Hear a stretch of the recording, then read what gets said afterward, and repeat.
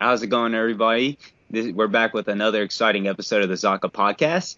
And today, in our namesake, the ZaKa podcast, we're going to be discussing Suda 51 games, as well as having a review / rant at the end of this about Killer is Dead, his most recent release. And joining me once again is my co-host Hito Shura. Fucking getting tongue twisted over here, man. What's up? And we're also joined once again by Ghenry. What's up, man? Yeah, what's going on? I'm actually pretty excited for this because I've been following Grasshopper for years now. Yeah, same, man. I think we can all speak and vouch for that. Yeah, for sure. But I guess we could start off by talking about what's your guys' first Suda 51 experience, I guess you could say. Henry, you can go first on that one. I mean, when I was like the first like friend I made back in like middle school, he showed me a lot of video games that I didn't really know about. And around the time No More Heroes was like brand new for the Wii, he showed it to me, and I was like, I had no idea what it was. And when he showed me, I'm like, this is amazing. Like, who made this? Then, you know, internet research wasn't too big then, so I only knew about No More Heroes. And down the line, I learned to Killer 7. I was like, oh, I saw ads of that. I never bought it. And then when I borrowed it from a friend, I bought a copy myself like a day later. I was like, this is spectacular. You're like, God damn! I'm like, holy shit, how did somebody make this? You know? Yeah. In a good way. Like on GameCube, I loved that game. Yeah. But yeah, ever since then, I just followed anything he had any involvement in at all, you know? Hell yeah. What about you, Hito? Man, this goes way back, because my first game was Killer 7. But it wasn't one of those games where you walk into GameStop and you're like, what am I going to buy? And you just buy a game. I knew about Killer 7 when it was first in development, and he was just throwing gameplay footage at E3. And I just saw it. I was like, whatever. And then I read the article in Game Informer that was like tied with Resident Evil 4 when that game was kind of being made or whatever. I remember that issue. And I read the description, and I was like, yo, this article was good. This game seems so interesting. You get to go to different personas that this character has and play as them. And, like, this art style looks pretty cool. I'm going to follow this, and when it comes out, I'm going to buy it. Day one it comes out, I buy it. Yeah. But I bought it for the PS2, not knowing the whole porting issue. Oh, yeah. Because I didn't know that existed back then. I just assumed PS2 because, you know, PS2 was the better system because of the large library. Because, you know, I'm a dumb kid. What do we expect? You know what I'm saying? Yep. So I played that version of the game, which, you know, when I played it, I loved it. I fell in love immediately. I'm like, this is unique. Like, I'd never seen a game like this before. And, like, it had, like, the atmosphere it presented, the characters, the remnant psyches with the weird voices. The characters were just really cool. And for years, I played the PS2 version, not knowing it was the bugged version. And then one day I decided to get it for the GameCube, and I was like, well, I hear the loading time's faster and they fixed the problems, but I had no idea what the problems were. So when I played the GameCube version, I was like, yo, fuck the PS2 version. So I just play the GameCube version from now on. That's it, man. It's not that they fixed the problems, it's that those weren't there in the first Exactly, place. That's what I meant to say. Those problems weren't there to begin with. It was just porting issues on the PS2. Mm-hmm. But, like, that game is so good. Like, I'm just really impressed by it. It's just like, there's nothing like it. Like, when people go, what's this game like? You go, there isn't any. And people go, I don't know. And if you don't like Killer 7, that's fine. Because most people don't like it because, you know, it's not a first-person shooter or it's not your typical game. It's an art game. It's an piece of art. It's unique. It delivers its message perfectly and does everything it's supposed to do. And it's, like, I consider it a masterpiece. Mm-hmm. Honestly, it's so good. All right. What about you, Tokyo? Well, I'm pretty much the same too. I started off with Killer 7, followed it in magazines back when the GameCube first got announced or so, and they were talking about like the Capcom 5, you know, Dead Phoenix, Beautiful Joe, Resident Evil 4, you know, Killer 7, etc., etc. Well, you know, Killer 7 was actually my most hyped game just because, you know, it was actually just the art style. That was actually my initial appeal to the game. I didn't know how it played or whatnot, but it looked interesting. And I followed it just like Hito and kind of kept up with it and got it on release day. And yeah, I got the GameCube version actually. And I fucking loved it, man. It was a really interesting game. Obviously, the story kind of went over my head at that age. Oh, of course, yeah. Same here. And even today, like I guess you could debate about like the conveyance of the story because it honestly is kind of like an incomplete game. Like let's be honest, even Suda said like he didn't get to convey his fucking story the way he wanted to. Yeah. So its conveyance is bad a little bit, to be honest with you, but like it's still a really good game. It still gives you a good sense of like themes that like the conveyance of themes that he wants you to take with you and soak in as a person. Those are still conveyed really well. So I mean the game's awesome, man. If you're into like comics even, I'd highly recommend that game. So, I mean, I guess in a sense that is kind of a Killer 7 review. Like, we're kind of since we're on like that topic, I guess you guys want to talk a little bit more about Killer 7 and just. Well, yeah, I was going to say, like, Sure. even, like, not if you're a comic book fan, man, if you're just a gamer who's very open-minded and you've never played Killer 7, I highly suggest you go play Killer 7. It's one of those games where it has a acquired taste to get into, but if you play it, and you have some sort of interest with it or just like it, the more you play it, the more you'll be like, this game. Wow. If there's one way I could actually, I feel free to disagree with me, guys. If for first time, for you viewers out there that's never experienced Killer 7, the best way I can describe this game to you is think of a game, an on-rail shooter that is that kind of is a comic book style in a sense too, in the sense that basically you're on rails, you don't get to move around freely in your environment, you're on rails completely, but you actually get to choose like branching paths in terms of like what path you want to go down and stuff like that, and you can actually backtrack in this game unlike rail shooters. But where I make the comparison to a rail shooter is the combat system. You actually go in first person. And what you do is you scan the environment because you actually listen for audio cues in that game. You listen to the Heaven Smile, which is the enemy that you see. Exactly the laugh that Hita's doing, actually. Yeah, he's not just being an idiot. It's actually related. It's actually a real laugh. Like, you actually listen to that sound cue, and then you basically go into your first-person mode, and then you basically blink. That's what you call it in the game. You blink. And it actually shows you where the enemy is. Where you blink once again, and then it'll actually show you their weak spot so you can take them out quicker, and you can also draw blood quicker. Blood is used for, various things like opening doors, powering up a shot, or like, recovering health, stuff like that, of that nature. And you collect it all together, like thick blood they call it, for upgrades and stuff. So it has a really good upgrade system too. Yeah. It encourages combat. Combat never gets boring. And what's cool about the upgrade system is that so you don't abuse and just grind Heaven Smiles all day. You can only get a certain amount of blood per level before the blood machine breaks down, and the doctor just slaps it and just goes whatever and puts a close sign on it and it just walks away. Yeah, it's only fixed when you actually finish the part. Yeah, finish the level. But yeah, man, like this game, I mean, it's on rails for a reason. I will not say because it gives away a huge part of the plot. But it's all relevant. What? It's all relevant to the story itself. It's all relevant, and you're gonna be like, wait, the way the game is handled is part of the story. I'll be like, yes, it's relevant to the story. It's in a weird way, yeah. All I have to say in terms of the story, if you're asking what's the story about, we know this one tiny idea, which is that this terrorist Kunlan has summoned a bunch of things called the Heaven Smiles, which are these people that attach to you and blow themselves up. He wants to take over the world, and his assassination group called the Killer 7 tries to stop it.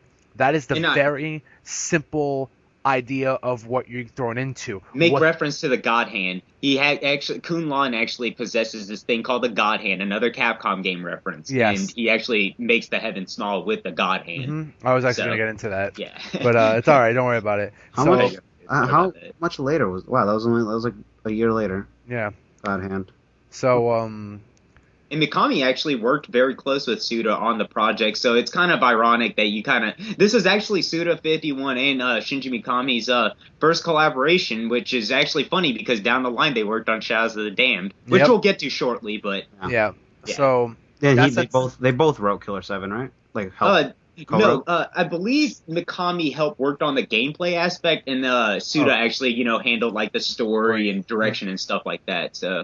So we know that simple story. Now, what the game's really about, and without giving it away, it is it's big on a lot of things like spirituality. I was going to say that. I'm just trying to think of a way to actually say it properly. It is basically the conflict between America and Japan during World War II had a lot of political references and cultural references. So basically, throughout this storyline of you being that assassination group trying to kill Kun Lan, there is 4 subplots that go throughout the entire great game, which is a cosmic subplot, a political subplot, an individual subplot, and a spiritual subplot.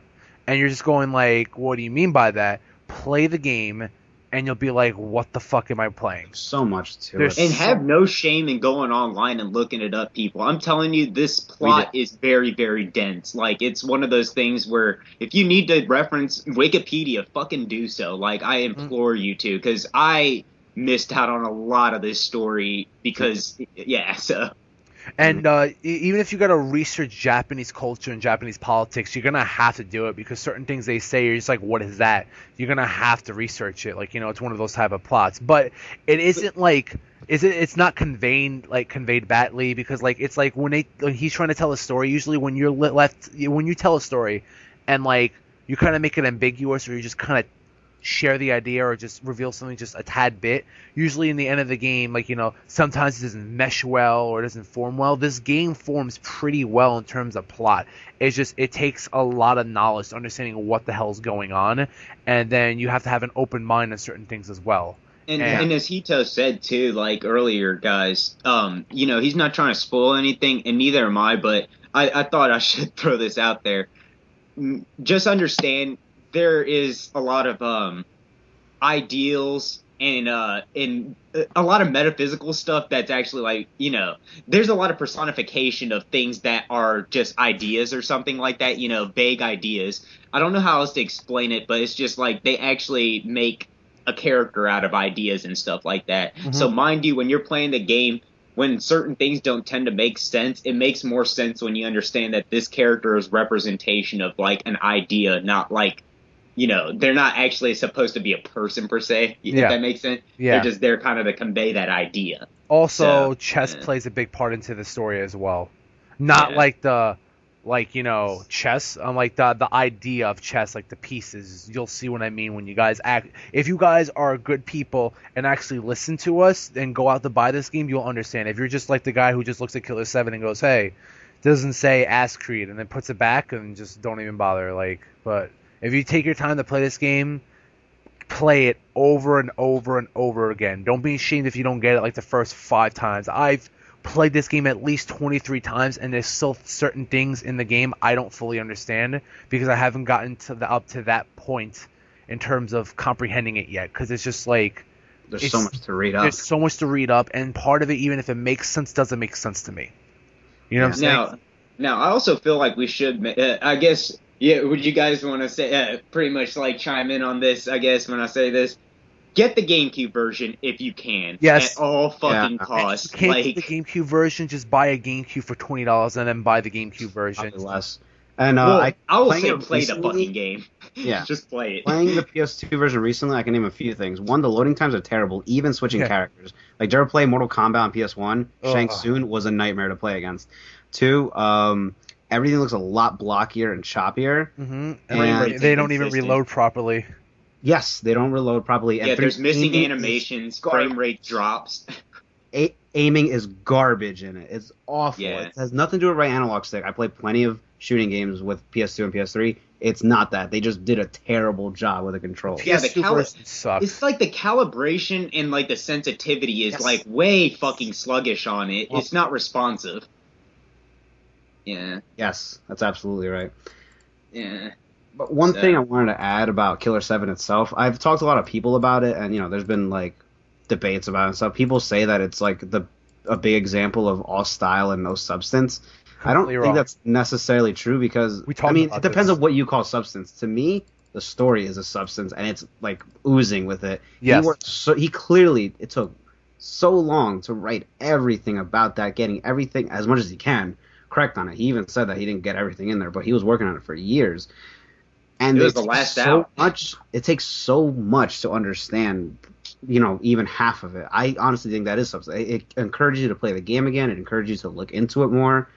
I think that's great. And even if that wasn't the case, if it gives you an experience like no other, I think that's fine. Yeah. And from a gameplay standpoint too, it does have fucking replay value. Like you at least can play through that game 3 times because that they actually have replay value to it that encourages you to play it at least 3 times. I won't say why, but go ahead and do so. Yeah. Like, it's really cool. Like, what they do at the game. Game's like perfect. Well, yes, in my eyes. I'd never. It's not. Let's just say this. Let's leave it at this because perfect is a strong fucking word. Sorry. So let's use this word.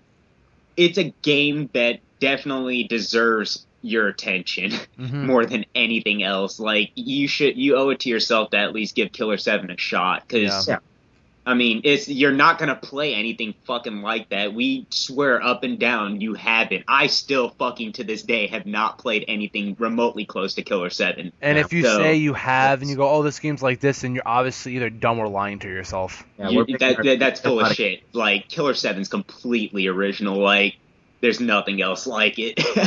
I will argue that till the day I die. Mm-hmm. Yeah. But... And I had to argue with a friend of mine about it, actually, because he's like, he's big into RPGs. And I'm like, yo, it has the most complex story ever in video games. And he kind of laughed, and he goes, it's not more complex than Xenogears. And my friend Joe looks at him and goes, it actually is. And then he's just shut up. He's like, really? I'm like, yeah. This story takes Xenogears, and it's fucking... It makes Xenogears looks like Sesame Street. Paper Mario. Paper Mario, yes. Another thing about Killer 7, and well, I'll say the last thing because this is actually my last thing I personally want to say about the game too, was that it's a great example of a video game, in my opinion, that yes, it might not be that perfect game to a lot of people. There's issues with it, technical flaws and stuff. But here's my thing with that game: it's very much needed in the gaming world. It makes you. It's not only cerebrally involving, but it's the glowing example of a game that actually succeeded in what it was trying to do. Yeah, I was just gonna say Killer that. 7 was trying to be a very unique experience. It wasn't trying to be like every other game out there. They said that even from interviews way back then on Game Informer and GamePro magazine. I'm sure you guys remember this, audience. Yep. And they said multiple times this is going to be something unlike any game you ever played, and it really is. So for that reason alone, you have to play it. Now, my last thing I want to say about Killer 7, it kind of goes to what Tokyo said before. It basically does what it wants to do, and it does it at 100%. It's a piece of art. It is a work of art that basically takes the message it wants to deliver and does it perfectly. Granted, he didn't fit everything he wanted into it, but it does it perfectly. It's also a great example of a game that can be an interactive movie and is still an entertaining video game at once. I'm looking at you, David Cage, you fucking asshole. Sorry, I had a rage rant right there. Fucking Beyond Two Souls. Fucking over here. Fucking Quick Time Event, the video game. But it's a movie. I don't care about that guy, man. Like, I think I'm the only one in my store who's like, everyone's like, oh, Beyond Two Souls is going to be so good. And I'm like, it's a story about Ellen Page and her imaginary friend. And William Dafoe. Okay, moving the fuck on. Yeah, exactly. Seriously, because Killer 7, I mean, it has a great story, as Henry said. The gameplay actually fucking exists, because it's more than just shooting 2 people. There's actually puzzles in this game. That's there too. I didn't mean to talk like there's no gameplay. There is. It's incredibly satisfying, getting upgrades, getting new moves, fighting enemies. I was saying because David Cage...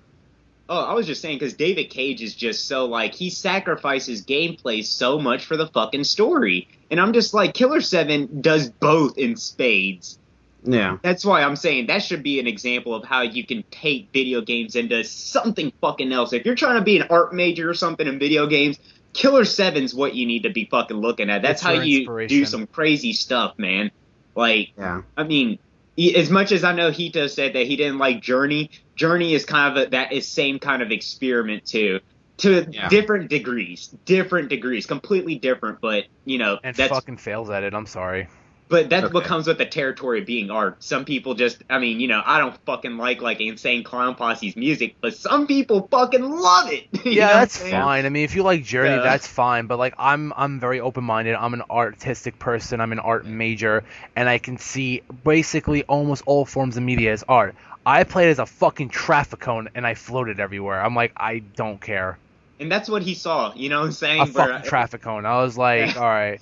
And Yeah. paper. It was like, ooh, look at this paper shine. It's like, yeah, it's pretty, but if I want to look at something pretty, just play something else.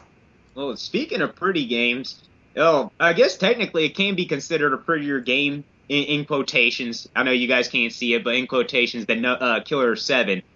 I argue that it's not, but a lot of people said it was. No More Heroes. Let's talk about Suda's next game. Yeah, definitely. Sure. Because, I honestly would say No More Heroes. Well, I'll say this: Paradise, the remake on PS3, looks a hell of a lot better. Like the game, like the Wii versions look ugly today, man. Like they're hard to look at. So Well, I usually, I could definitely talk about that later because I've been like literally jumping back and forth on two versions. But the game itself, though, it's like I don't know. It was like a really good hack and slash game that I don't know. It was a lot of fun. Like people complained about the finishers, how do you have to hit the direction every time, but I honestly thought it was more satisfying doing that. I have to agree with you on that, man. Because like the way they even handled it on Lollipop Chainsaw, one of Suda's later games we'll get into, it was a little bit. It was a little bit more dull, like the way they handled it in that game. I felt like No More Heroes, at least because they had the not context sensitive, but like the directional finisher thing. Yeah. It made sure that you didn't fall asleep at the fucking controller. And the random chance where you could kill like more than one of them by doing like certain directions, that was so cool. Yep. Yep, to the left, man. My spleen! My spleen! That Your game hair was looks so like much shit. fun, man. Yeah, it was so much fun and like it didn't obviously it wasn't as like original as Killer 7, but it still provided a unique experience in the boss fights. Oh god, yeah, the boss fights in that game were They were like probably- nothing else. Yep. Dude, that's But the- honestly, in my opinion, the highlight of Suda's bosses, man. Like the No More Heroes games. Yep. Now, for those who've never played No More Heroes, No More Heroes is a game about Travis Touchdown. You are an broke otaku wrestling fan who happens to live in an apartment complex, like one of those, motel type of places, Yeah. and you're desperate for money. You meet this really hot girl at a bar, and named Sylvia, and she gives you a job. She wants you to kill somebody, and you end up killing him. But what happens is that person is ranked number 11 in the world as an assassin. So you take his spot, and you realize there's this whole syndicate of assassins, like rankings and everything, and you're like, wow, I want to become number one. And you work your hardest to become number one, because A, it's cool, and B, you want to fuck Sylvia. So, like, why not? Let's do it. And he even says in the game, like, oh, if I become number one, then will you sleep with me? Like, Hito's not being Hito right now, people. That is the fucking story. Travis is trying to get laid, dude. Travis he Touchdown is the apparently won the reason he started becoming assassin as well is because he won a legitimate they call it a beam katana, but it's a lightsaber. Yeah. On an online auction, as they say. Yeah. And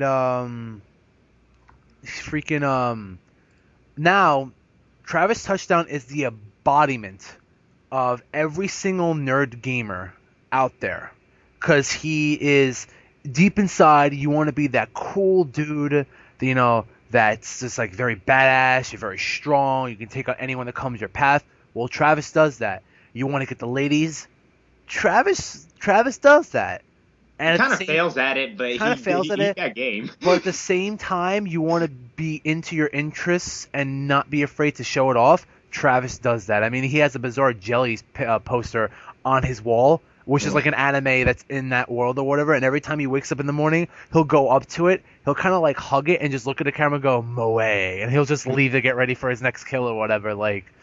And the charm for this game is not really in the gameplay. The substance in this game is the characters. It's one of those games where you fall in love with the characters due to their charm. Being Travis, and then the bosses. The bosses are very unique. You have to fight these assassins. They're not your typical assassins like, I'm a dude in a suit with a silenced pistol, or I'm a guy with, blunt object or whatever, or pocket knife. These assassins range from, pierced white guy with tattoos all over his back with his big ass butcher knife to a postal worker who dons a superhero outfit with a crotch laser, and you fight him in a movie theater set. Like, these assassins are over the top, bizarre, and hysterical, and the fights are a lot of fun. And it's just like, you know. But they're also sociopaths, dude. Yeah, they're all sociopaths. Like, it's great. Like, the game is just a lot of fun. The action's there. There's a lot of blood. They make even there's Killer 7 references in the game as well. The whole, the balls that you find, those little bouncy balls. You get moves, and they're all named after the certain people in the Killer 7. The fridge. Yeah, the fridge. Chiller 7. Yeah. I love that. And it's just, dude, it's just a really good game. And for those who want to play it, I mean, if the problem is, like, which version to buy. And now, since I mentioned that, we're going to discuss which version is superior.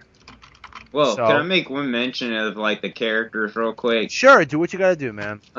Something about, like, No More Heroes, man, is, I don't know, it struck a chord to me, too, because I felt like the game was, a lot of the characters are very, the way Travis approached a lot of the situations made me think of myself a lot of times. I'm like, honestly, if I was in that situation, I'd probably talk to this person the same fucking way. Yep. Like, and that's the crazy part about that game. Travis is probably one of the most relatable characters you'll ever fucking find in a game. Like, it's fucking crazy, at least for contemporary games. Because usually back in the day, with older games, you kind of associated characters by a trait they had. Whether it was, like, the fact that they just would never fucking give up or, you know, something, just a trait.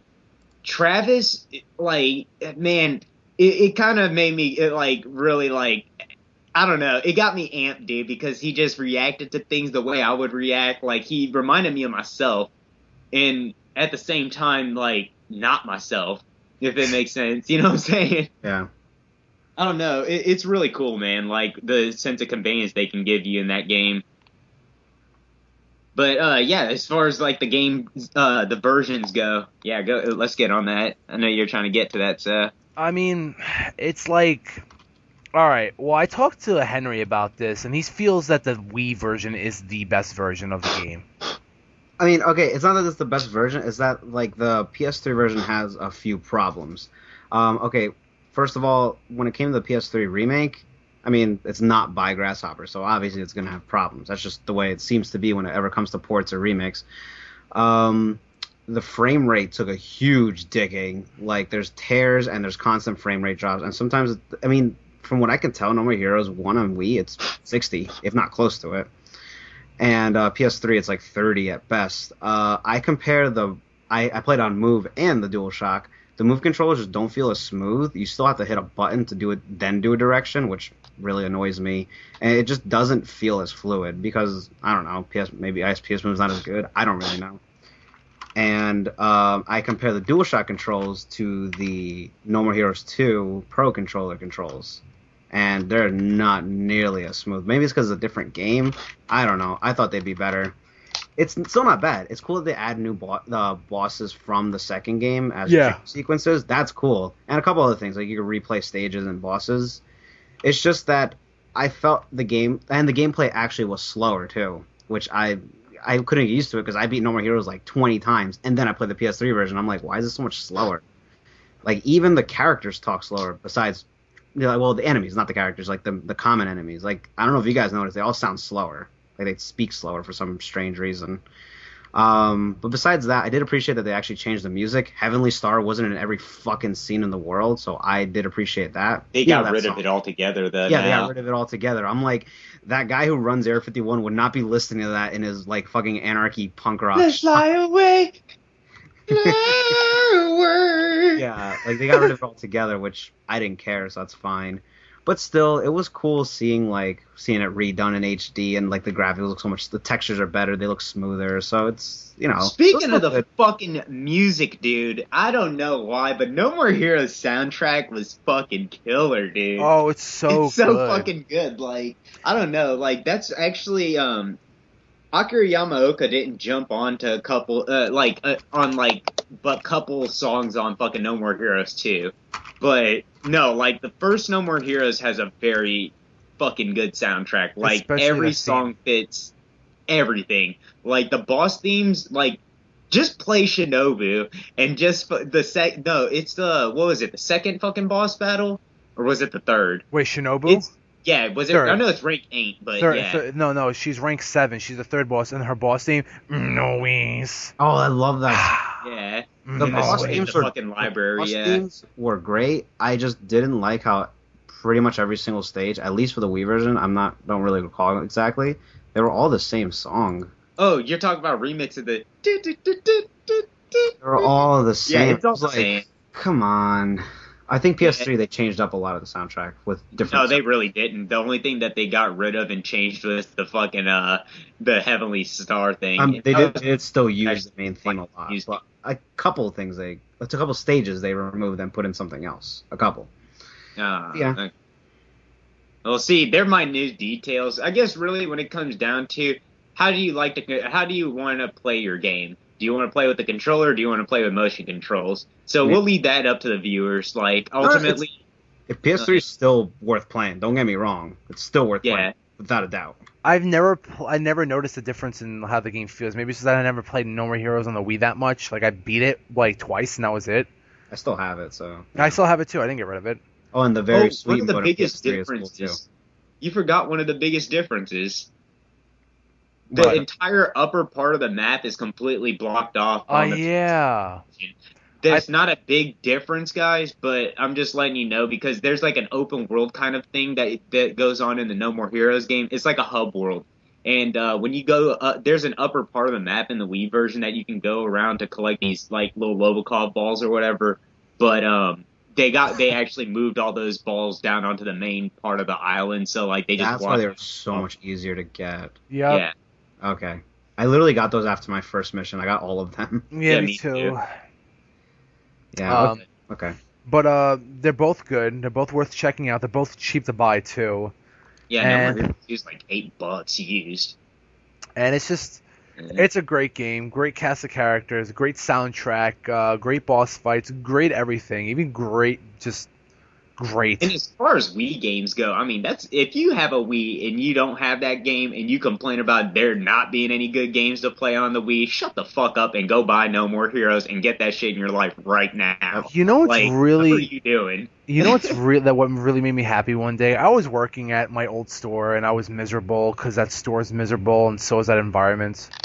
And one day, this little kid comes in and, he waits online with his dad. And then he's like, "Sir, can you help me?" And I was like, "Yeah, sure, what's up? My son's looking for a game, and I wants to know if you have it." I'm looking for good Wii games. So I was like, "Man, they don't make that many good Wii games." And he smiles. He goes, "There's a specific game I'm looking for, mister." I'm like, "What game is it?" In my head, I'm like, he's probably going to ask for Call of Duty on the Wii. Watch. "Do you guys have No More Heroes?" And I looked at him, I'm like, "What did you just say?" He goes, "No More Heroes." And this kid's like 8. And I was just like...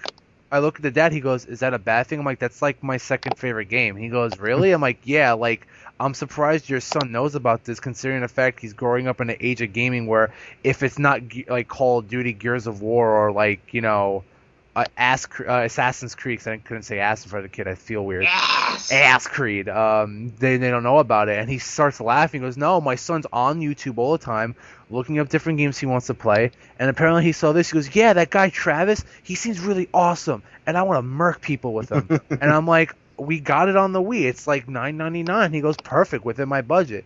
And he goes, "I'll fill out the survey so you get good remarks, okay?" And then he just walked out. I'm like, that kid is going to grow up to be Travis Touchdown. And then I just closed the store after that. Like, that made me so happy that he wanted it. And then he ended up picking up No More Heroes 2 when he beat that one, so... Nice. But yeah, that's all I have to say about No More Heroes. Yeah, pretty much here. It's so, like, the story isn't too serious, and they leave a lot of stuff open, like, on purpose, but it's still a great experience. What else do you guys want to talk about next? Do you want to jump into No More Heroes 2, or do you want to, like, talk about Flower, Sun, and Rain? Well, did anyone else play Fatal Frame 4? I hate you so much. You can play it when you come over. Well, I'll beat it when I come over. Play it because I actually don't have like the fucking actual disc for it, but I do have like the patch for it. Yeah, that's right. yeah, somewhere for the English translation. Yeah. For those of the audience that doesn't know what the fuck we're talking about, Fatal Frame 4 was released only in Japan for the Wii. It's actually made by Suda 51, and I mean, since I guess you could consider it like one of Suda's side projects. So I mean, since Henry's actually played it, you want to actually talk about it a little bit? I mean, go ahead and take the stand for a little bit, man. Well, I mean, I played the first one for, well, I didn't beat it, but I got really far in it, and you know how like it had the fixed angles when you weren't through the camera. This one they actually used a third person mode. Oh, okay, so like the remake of 2 that they had on Wii as well. Okay. Yeah. Which I also want to get. And the controls were really good. It was creepy as hell, and I don't know how deep Suda's involvement was in that, but I would like him to try survival horror again. He actually wrote the script for that. Okay, but the script, I don't know his involvement. I know Nintendo like helped develop it too. But yeah, like honestly, I'm a little surprised it didn't make it to the States. Because I mean, we had 1, 2, and 3, but I guess they didn't think it'd be profitable or whatever. But it's honestly one of my examples of like survival horror games could still make it around this time. Like they could still be good. It's weird. I think I know Nintendo now owns the rights to the Fatal Frame franchise. Yeah, they got Spirit Camera. And this is what kind of pisses me off. I honestly don't think they localized it here solely for the fact that, I mean, this is the thing. I really didn't know what to make of it, like why Nintendo just wouldn't. But more recent stuff that they've been doing, like the whole fucking like shit that they said about Smash Brothers and how they didn't want it at Evo because it depicts their characters in a violent light. I think that has a lot to do with it. It's Nintendo worrying too much about their fucking kid-friendly, family, happy-go-lucky sunshine image, dude. And they didn't want fucking some survival horror game sitting on the shelf with their fucking seal of approval on it. Like, I think that's really what it comes down to. And I think that's stupid because, like, Nintendo should cater towards... Dude, their audience fucking grown up. Like, come on, we can handle it. I mean, we are. Like, look what they're behind now. They're behind Bayonetta 2. It's an M-rated game with like sexual themes and stuff. So why not do survival horror? I mean, I don't know if that's the legitimate reason because like, didn't Fatal Frame 3 sell like shit here? Oh, probably. Because like 1 and 2 were popular, and then I guess word got out for 3. 3 was not that good. It was just decent. So, like, it's one of those games where if you don't have to play 3, I wouldn't recommend doing it. The only, like, positive I have about it, I mean, like, the environment was kind of cool, considering what it was, but it was just really weird. They tried to do this whole nightmare thing, or in dream world thing, because, like, the main place is, like, in your dreams, and then when you wake up and you're in your apartment, that's, like, your safe house, like Silent Hill 4. Yeah. But the thing is, though, the hauntings in that game, they barely happen. They don't really do much to you.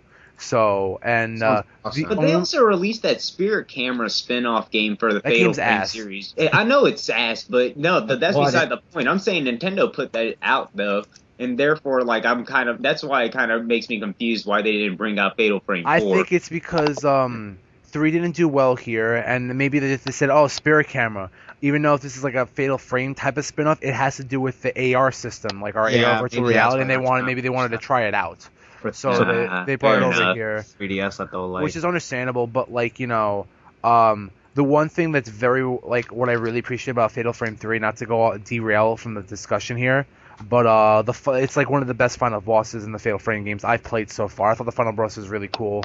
Because, like, the usual final boss is like, oh, this ghost, he just hovers around you and you take the pictures and that's it. This bitch goes everywhere, above you, below you, teleports, flies, comes down, slashing down. You're in this big ass like place and you're like, yo, what the fuck? And it's just a cool looking boss too. So like, Anyway, I digress. Is the final boss of Fatal Frame 4 cooler than that, dude?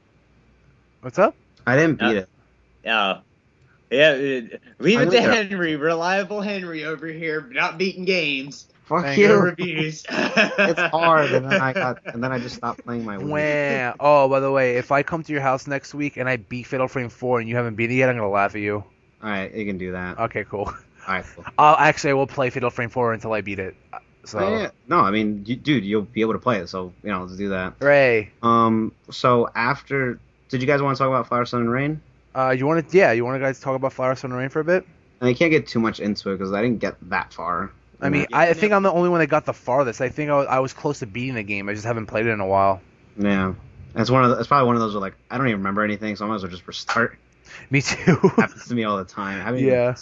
Basically, guys, to sum it up to you, like Flower, Sun, and Rain is kind of like a point-and-click adventure game, and it basically is a Groundhog's Day type story. It's about a plane that basically fucking crashes like over and over and over, and you're basically trying to find out how to fucking solve the mystery of what's going on this place. That's the general gist of it, but it's really a weird ass game. Like it's another one of Suda 51's games, and there's also a reference to a character in Killer 7 in that game as well. Mm-hmm. Yeah. I was gonna say the plane doesn't crash; it just blows up as a bomb on it. And you're spoiling it. And then I'm guessing it crashes afterwards. Am I correct? No, I mean, there's not. What do you mean spoiler? The second like part of the game, you see the plane blow up. Ruined it. You're such a bitch. But it's around the same amount, like level of like strangeness as like Killer 7 to me. Mm-hmm. Yeah. Like the way the characters talk to you and the way the story's being driven, it's just it's an oddball. Yeah, it's very odd. Yeah. So They even talk like the ghosts and the they talk like the remnant psyches. It's kind of weird. Like weird whispering or whatever. The main character also shares the same name as well, not the same exact name, but he shares the name Mondo as the most recent protagonist in Killer is Dead. So. Yeah, man. Like it was a cool game. I really enjoyed it. It was another one of those unique experiences because, like you said, like there's something that goes on, it blows up, but like. For the gist of it, you wake up and it's like, it's like nothing ever happened. So you're like, lol, what?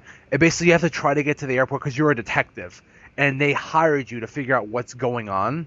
So like, you're trying to get to like, the airport to go on the plane to figure out what's going on, like why this plane keeps blowing up or crashing or whatever. And every time you do it, you run into something like a person or an object that's just blocking your way, and you have to solve this series of puzzles for it to for it to disappear. So it's usually like, oh, a dingo ate my baby. Not literally, but like this lady will be like, oh, my baby. And then you have to help her out. And when you're done helping her out, it's by the end of the day. And then, like, the plane already blows up, and then you fall asleep, and it's like, oh, lol, nothing's ever happened. And you're like, wait, what? And you just, you have to just do it again, and then it'll get followed down to the next floor, and you're just like, oh, this guy's just like, that bitch complaining about a baby, she popped my eardrums, help me. And then it's just like, you just have to help a bunch of these people out with their problems and use your detective instincts. And what I really like it about it is because, like, your detective instincts are, like, kind of like an ESP thing almost, because, like, you could sense things from, like, a mile away. And, like, you have to use, like, your brain and, like, certain techniques to solve certain things. And, yeah. like, there's side missions, like, you'll be in a room and it's, like, a safe, and they give you, like, a little hint, so you have to search for that hint. And, like, it's not, like, in the next room, that hint will be, like, hidden deep within somewhere or in a message somebody says, and then you'll be like, oh, shit, there's the hint. And you have to try to figure it out, and you get stuff out of it for it, which I thought was pretty cool. So I think, like, if you're into mystery games, and you're like, I like Professor Layton, you pick this game up, and you'd be like, yo. You might like, yeah. You might like it. If you like Professor Layton, you'll like this, and you like to think a bit more, you'll like Flower, Sun, and Rain. Except, the plot's a little strange, and it's not like your typical plot from, like, Professor Layton or Phoenix Wright or something like that. But, like, if you play this, you'll be like, all right, it's a unique, graphically, it's 3D. It used to be a PS2 title back in the day, and he remade it on DS. It has the same graphics. It has it looks like a PS1 game, honestly. It reminds me of RuneScape, almost. It has like RuneScape graphics, which is like a PC MMO. Blocky. Very blocky. Yeah. But it tells the story well, and it has a lot of funny moments in the game.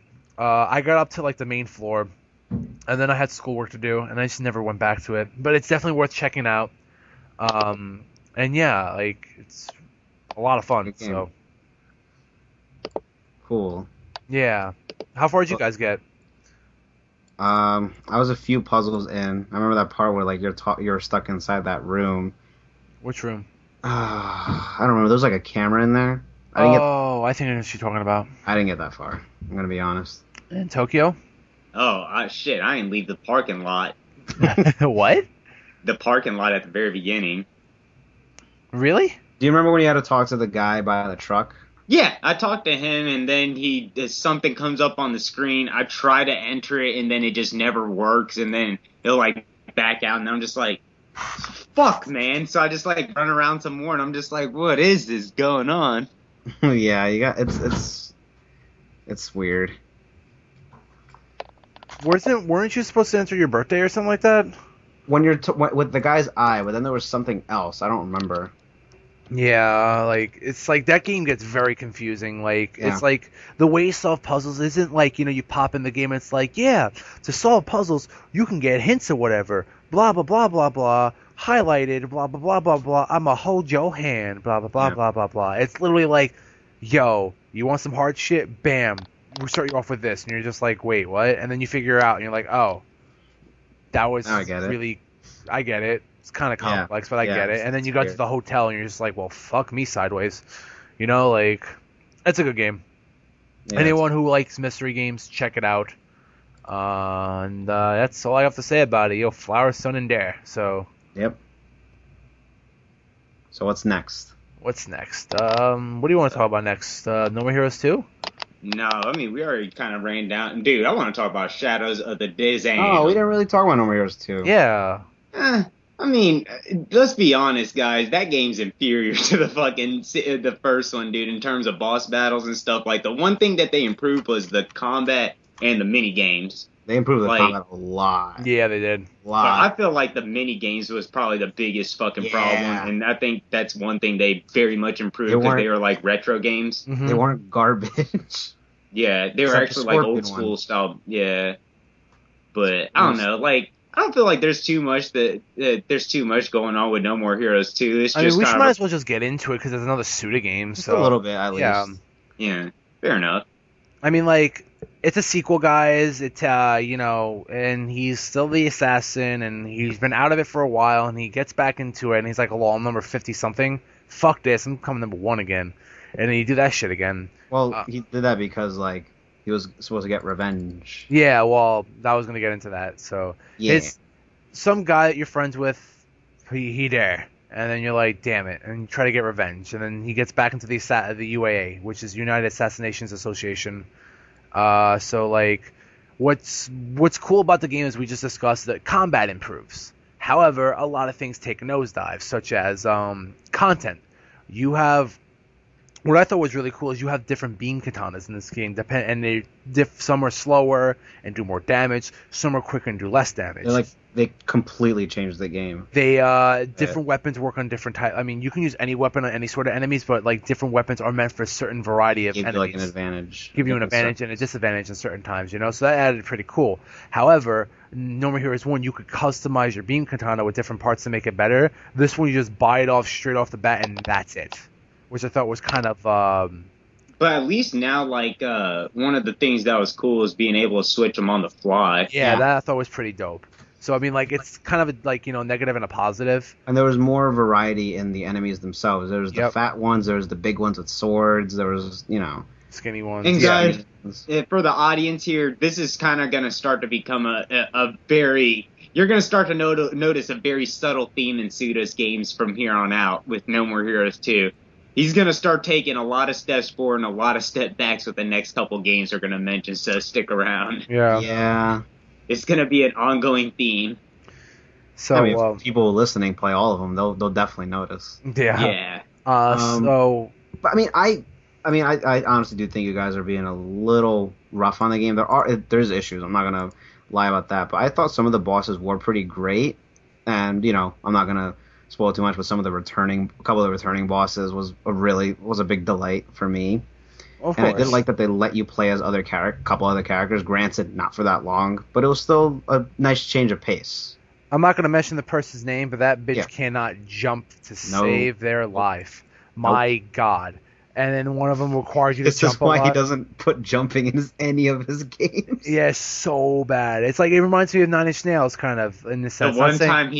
one time he attempted a jump mechanic, he fucking failed. Yeah, and it's not like saying anything bad about Nine Inch Nails, by the way. It's more like Trent Reznor. He does vocals, guitar, bass, piano, synthesizing. He does all that stuff, right? The only thing he can't do is play drums. So he uses a drum machine. He's like, I tried playing drums once, and fuck that.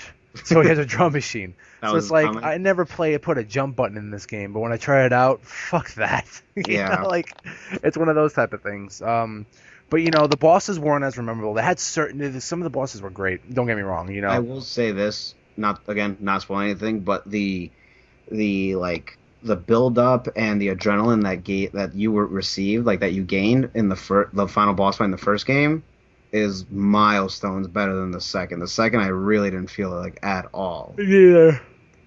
But yeah, there was that. It has problems. I don't think you guys would agree, but I honestly was glad they got rid of driving around the city and stuff. I honestly hated that in the first game. Yeah, I miss riding the Spiel Tiger though, man. That shit was badass. The Spiel Tiger was awesome. It was cool, okay, but guys, it was so choppy the way you got on it. You're choppy. Dude, once you get good at that motherfucker though, you start abusing the physics on that game. Like, No, I don't know. I'm just like I know unrealistic I do, like, I know I do infinite boosting and shit, but it's just, I don't know. I didn't like it. Yeah, it's chunky. I'm not gonna lie. The driving sucks, but it works. It was fun. Somehow or another, amongst all that shit, it works. But to be fair, let's be real. It drives exactly how a fucking motorcycle with monster truck wheels would drive. Yeah, he's kind of point. Okay. I don't know. I wasn't crazy about it, so when I saw that they removed that, I was like, oh, good. The one thing I do miss is the paying for the entry fees to get into each assassin's level. The reason I missed that is because they improved the side missions in this game. Like we mentioned earlier, they became retro games. You think there would be more encouragement to play the games by grinding them out and then saving up money to pay for each level? No, you just get into them right away. So it makes the game very short. So makes it feel shorter, yeah. They got rid of that. Then that kind of drove me crazy because it actually made the game feel a little shorter than it actually was. Yeah. Also, the last boss is totally anticlimactic and fucking lame. Suda, look, I get you're trying to make somewhat of a statement with that game, how look at all these fucking lame final end bosses that you got in games nowadays. So here, I'll throw one in mine just to make a joke about it. Look, that wasn't funny, motherfucker. You ended on an awesome note with No More Heroes where he fought his... I'm not going to say.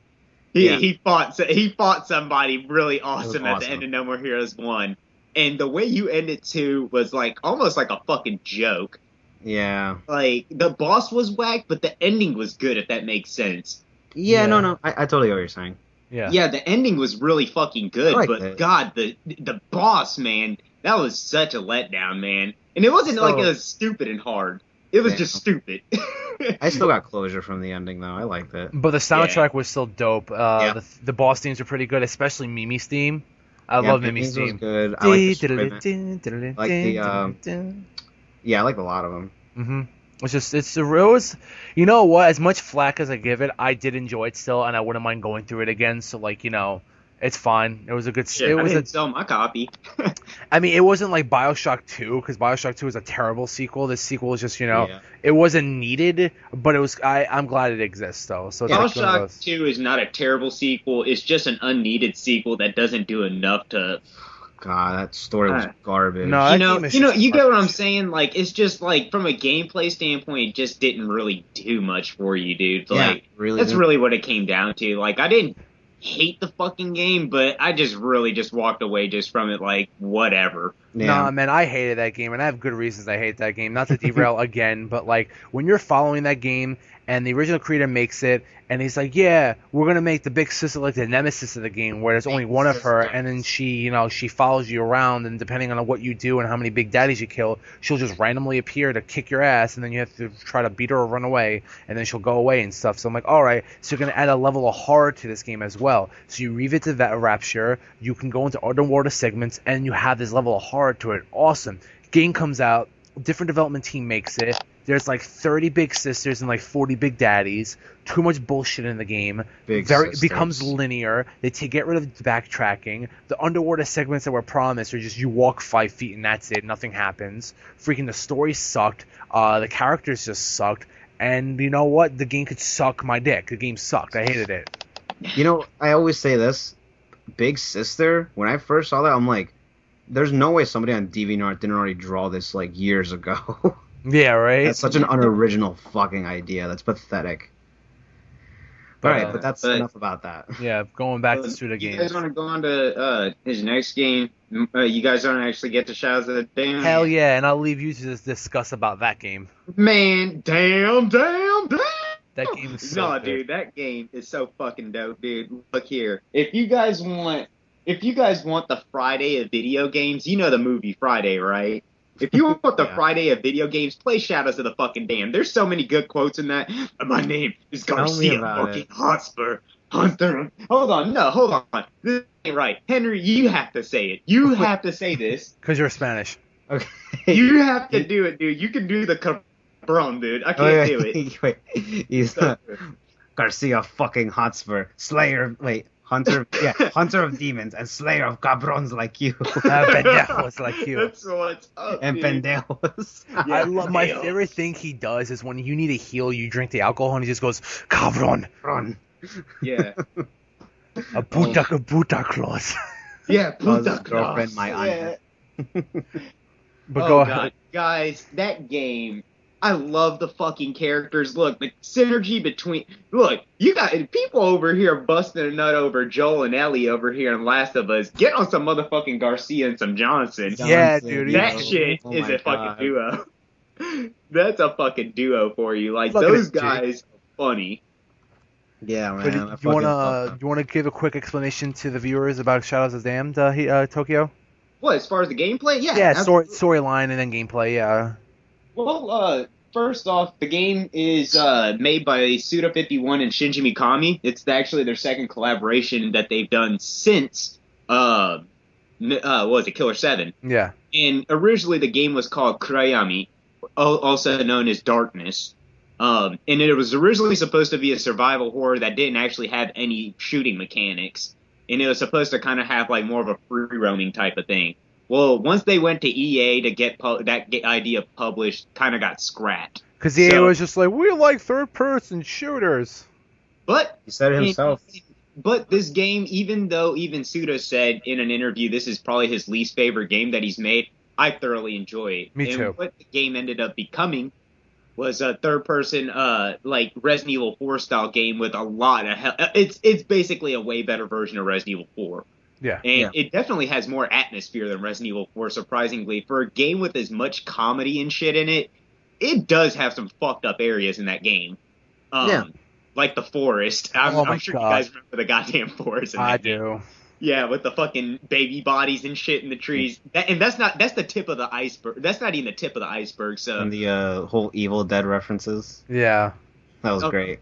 Like, guys, there's so much love put in this game as far as, like, references and jokes. And, I mean, if you're into fucking dick and fart jokes, you're gonna like it. If you're into killing shit, you're gonna like it. If you're into fucking a Spanish dude getting drunk in hell and fucking just shit up with a fucking skull that turns into weapons, you're gonna love this shit. If you're into hex fucking metal, you will love this game. If you're into grindhouse movies, you will love this game. You will fucking love this game. That's another thing I was gonna mention, where No More Heroes 2 was sort of the beginning of Suda's like grindhouse phase. I mean, I don't know if you guys see it, but like No More Heroes 2, Shadows, and Lollipop Chainsaw have a really big grindhouse feel. Yep. For those who are wondering, he's in hell. What's he doing in hell? Mm-hmm. Basically, if you don't mind me talking about it, Tokyo. Oh, absolutely. Take the story, man. Garcia Hotspur, you are a demon hunter, and you pissed off the Lord of the Underworld, whose name is Fleming. Now, Fleming's like, yo, you killed my boys. I'm going to take your girl. Come get her if you're ready. So basically, you grab Johnson in your coat. Johnson is your actual demon companion who turns into your weapons, by the way. He's a flaming skull. You grab Johnson, and then, you jump into hell with them, and you try to save your girlfriend. Now, this game not only is funny, but it tries the mental strength of the main character in many, many different ways, and you can't help but feel sorry for this character.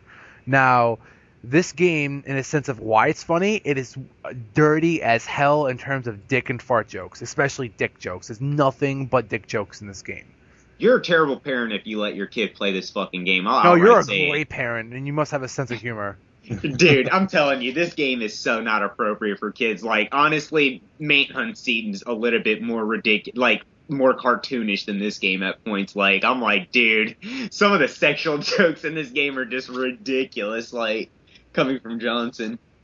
And, Yeah. but that's basically the premise. You try to save your basic girlfriend from the Lord of the Underworld, and that's basically the game. But I will say this, though. It is the beginning of Suda 51 using the Unreal Engine, and I must say, like, at first, like, I thought, like, oh, no, it's going to be like every other developer who's Unreal Engine, they use the Unreal Engine, and, hold on a second. Alright, so, excuse me. He uses the Unreal Engine, and it's, like, buggy, or, like, the texture pop-ups. That happens in this game. But the more he uses it in his other games, the better he's become using it. Like, Killer is Dead, not to derail and talk about another game, I don't notice any texture pop-ups whatsoever in that game, and it runs on the Unreal Engine, and I'm very surprised.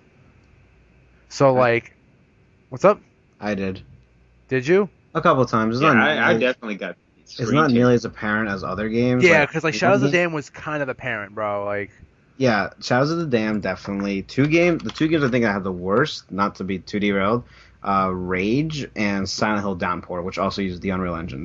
Oh god, Rage is like motherfucking turn left, screen tearing, turn right, screen tearing, look up, screen tearing. Oh look, I stood still. Oh look at the graphics come in. Whoa, this game looks good. Let's play it. Oh fuck, screen tearing. Oh, it didn't even use Unreal. Well, it still had that problem. Yeah. Man, it had fucking just the ID Tech 5 problem. But I mean, well, wait, why did we talk? Wait, why did you bring up Rage as Unreal? I thought it was. Oh, well, fuck it. That engine's got screen tearing too. Good job. Good job, man. I know Silent Hill Downpour uses the Unreal Engine. Ew. Yeah, I know. Anyway, getting back to Shadows of the Dam. Yeah. So, any of you guys want to add to this amazing game? Oh, one thing, if you like Resident Evil 4, you'll probably like it. Obviously, the weaponry isn't as deep, but it's still very similar to it. So, if you like a game like Resident Evil 4, you'd like Shadows of the Dam a lot. I actually just recommended to someone. This one girl at my store, she bought Resident Evil 6 used, returned it the next day. She hated it, and I was like, check this game out. So hopefully next time she's there, I'll be there, and she'll tell me what she thinks. She'll probably be like, this game's stupid. No, she liked 4, so she said, is there anything else like that? I was like, well, some of the people involved did make this one, so try it. She'll probably like it. I hope she does, because I recommended Shadows of the Dam to 8 different employees, and the 7 of them liked it. One was just like, man, it's not serious enough. I'm just like, well, that's stupid. You're a assistant manager. My assistant manager loved it. It also marked the return of Akira Yamaoka. As far as making big games since Silent Hill, Homecoming. I think that was the last real soundtrack for big games. Shattered Memories. Oh, okay. Yeah, well, I think he was embarrassed to make those 2 games, and he's like, I'm gonna disappear for a bit. It was his first work that he did since he quit Konami, and it fucking is awesome. Literally, Suda's really, or not Suda, but Akira Yamaoka really. Still, I could tell he was still on his Silent Hill kick. So because you listen to that soundtrack, there's still a lot of ambiance. There's a whole lot of atmospheric guitar parts and stuff. But it also got metal as fuck. That I'm not surprised about because he did the sound. He co-did the soundtrack. Well, you know what I mean. The soundtrack for Contra Shattered Soldier, which was metal as shit. He actually did all of that. Well, yeah, there you go. Yeah, he actually did all that, but yes, you're right. Yeah, he fucking did that soundtrack. Yeah, dude. Akira's good, when it comes to, if you need a go-to, man, for atmosphere in your games and a good soundtrack, fucking hire Akira Yamaoka. He is just the man. But, the bosses are really endearing. It's also, the last, in my opinion, game that actually had good bosses in Suda 51 games. I know we're going to start getting into a debate, but we'll leave that for the next game. That's a good point, though, because pretty much all Suda's games, the bosses are always really, cool. They're really cool, and you don't forget about them. Killer 7, No More Heroes, Shadows of the Damned, and there isn't really any of his games that I didn't like the bosses in, at least not most of them. In Suda, too, that's another thing. The way they tell the boss's backstory in this game is done with children's storybooks. Yes. And so good. Garcia and Johnson both narrate them together. Yes. Oh and my they're God. fucking hilarious, guys. Even if you go on YouTube right now, go ahead and check even one of them out. If you like one of those narrations, you'll probably end up liking the rest of the game. I'm telling you, it's pretty good. So good. Oh man, but I don't know. The bosses. That's probably the last game I've actually liked the bosses in, as far as Suda 51 goes. If I could give this game a legitimate cons and stuff, like name out flaws, I'd say the aiming's a little wonky. Like there's times when you're not using like the fucking the regular boner or whatever, the main gun. And it just feels inaccurate. Like anything else, just like the fucking teether, like the assault rifle in the game. God, like it's so inaccurate, dude. Unless you max that thing out, like to you the get densest. the homing ability. Yeah. It's the only time it's actually really, really good. And same with the Skull Smasher or whatever. It's just like, god damn, dude. Like I didn't like that gun because I thought it'd be like a shotgun, like a spread shot. Instead, it's more like just shooting one big bullet. Yeah, exactly. I don't like that. But that's a complaint, and I also don't like the fact that there's no reason for replaying the game. Like, honestly, you're replaying the game because you actually enjoyed the game. That's what I did. Because otherwise, you have no reason to play it. There's like, the fourth difficulty, but that's about it. But hard mode is fucking... That's another thing I was going to mention. The difficulty on that game is handled poorly. I prefer just to play the game on normal because it's actually fun to play. On harder difficulties, they incrementally make it to where the bosses have more health. And I shit you not, people, I've got a platinum trophy on that game. It literally took me almost an hour to fucking beat the last boss. I shit you not. And that was one form. It took me like 40 minutes to kill the boss in the library. You know, the one like the Reaper. Yeah, absolutely. I was gonna mention that next. Like, dude, that was insane. How like it's like you could beat that boss. I mean, you could beat that game or beat that boss if knowing what you're doing on normal in 15. You could play it on hard, know what you're doing, and it still take 45 minutes. It's fucking insane how they handle difficulty on that. Like. Boss battles are way too fucked up on that game. Like as far as like the way they balance the difficulty, everything else seems fine. But like the way they handle boss battles is all kinds of jacked up. So that's one thing I would kind of give markdown points off of. But otherwise, it's a great game. Like it honestly is a great game. There's not a lot of problems with it. Yeah. My only thing is like you said it before. No new game plus. The only reason for you to actually play this game again is mainly because if you want the trophy or you just really liked it or whatever and haven't played it in a while, I got the platinum. It's one of the few games I actually went and got the platinum for, so that that should tell you something. It's a lot of fun, although I would love to see how his original idea for the game would play out, but there's no going back to that. Thank you. Yeah, we didn't get too much on it, but anyone who's interested, read up on the development process because it's really interesting. Yeah, look at the concept art, too, because it honestly kind of started looking like Brutal Legend at points, but actually dope. Yeah, really right. Did. Like, it was really cool. All right. So, I mean, that's about it for Shadows of the Damned, right? Yep. Okay, so now, Mr. Henry. Fuck you. Already. All right. You will do the honorable mentioning of this next game because you're one of 4 people on the planet Earth who actually likes this game. Hold on. Listen to this real quick. You know what that was? What? That was a facepalm. Oh my god. Okay, fine. I'll mention what is, and you guys have no choice but accepting this, his most successful title, which is Lollipop Chainsaw. No, it's that's not an argument. That's not an argument at all. I accept that. No, but you guys always say I'm the only one who likes it, even though it was like the best-selling one. And because you want to know why everyone I've sold it to enjoyed it, and they're not idiots. Well, the only reason it's sold well is because it's a cheerleader fighting zombies. Well, that's it. Okay, to be realistic, you would understand. We would understand as Hito because it was actually marketed. None of the other games. I was about to say, they actually fucking had posters and shit up for that game. Posters, like, Shadows of the Damned was marketed trailers online. If Shadows of the Damned was marketed right, that game could have been like amazing. But that just goes to show you though, like that game is by far, and I even as much as I fucking hate it, let's just throw that out there. I fucking hate Lollipop Chainsaw, but it is undeniable that game is his most successful game, and like you said, is purely due to marketing. Shadows of the Damned, I have never even seen so much as a fucking ad on game FAQs. So you know what I'm saying, on the side. Yeah. Whereas Lollipop Chainsaw, you saw it everywhere. Hell, games because WB Games know how to treat games. Yeah, exactly. They know how to treat the developers. Well, the developers that they work with. I mean, look at Injustice. I mean, I know Hito calls it worse things than this, but it's not a very good game, in my opinion. I And think I it's mean, alright. it's still sold well though because of marketing. Incredibly. Marketing. Because they know how to advertise their shit. Mm-hmm.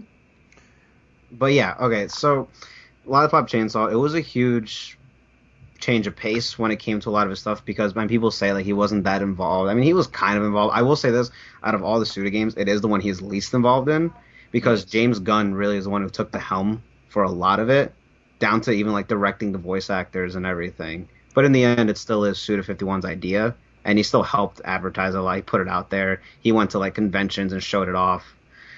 So, you know, he's not like ashamed of it by any means. Like he's more disappointed in Shadows of the Damned than he is with that game. You know what I'm saying? Yeah. So, I mean, it's a hack and slash. It's not that deep at all. I mean, everyone's always looking for what I'm seeing is Devil May Cry 3 when it comes to anything hack and slash related. So obviously it's not at that level that people put it at. It's still, I mean, to me, it's still fun. It still gave me like a different experience. And I thought it was really funny too.